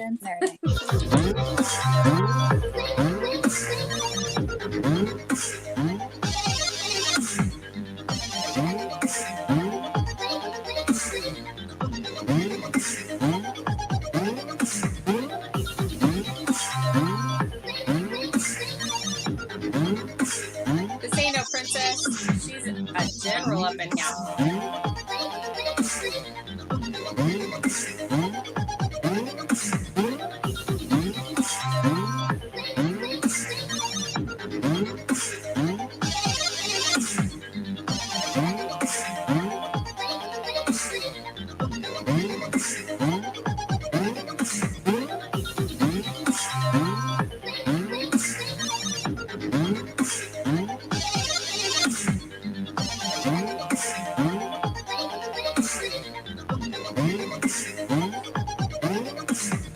We'll see everybody on Thursday.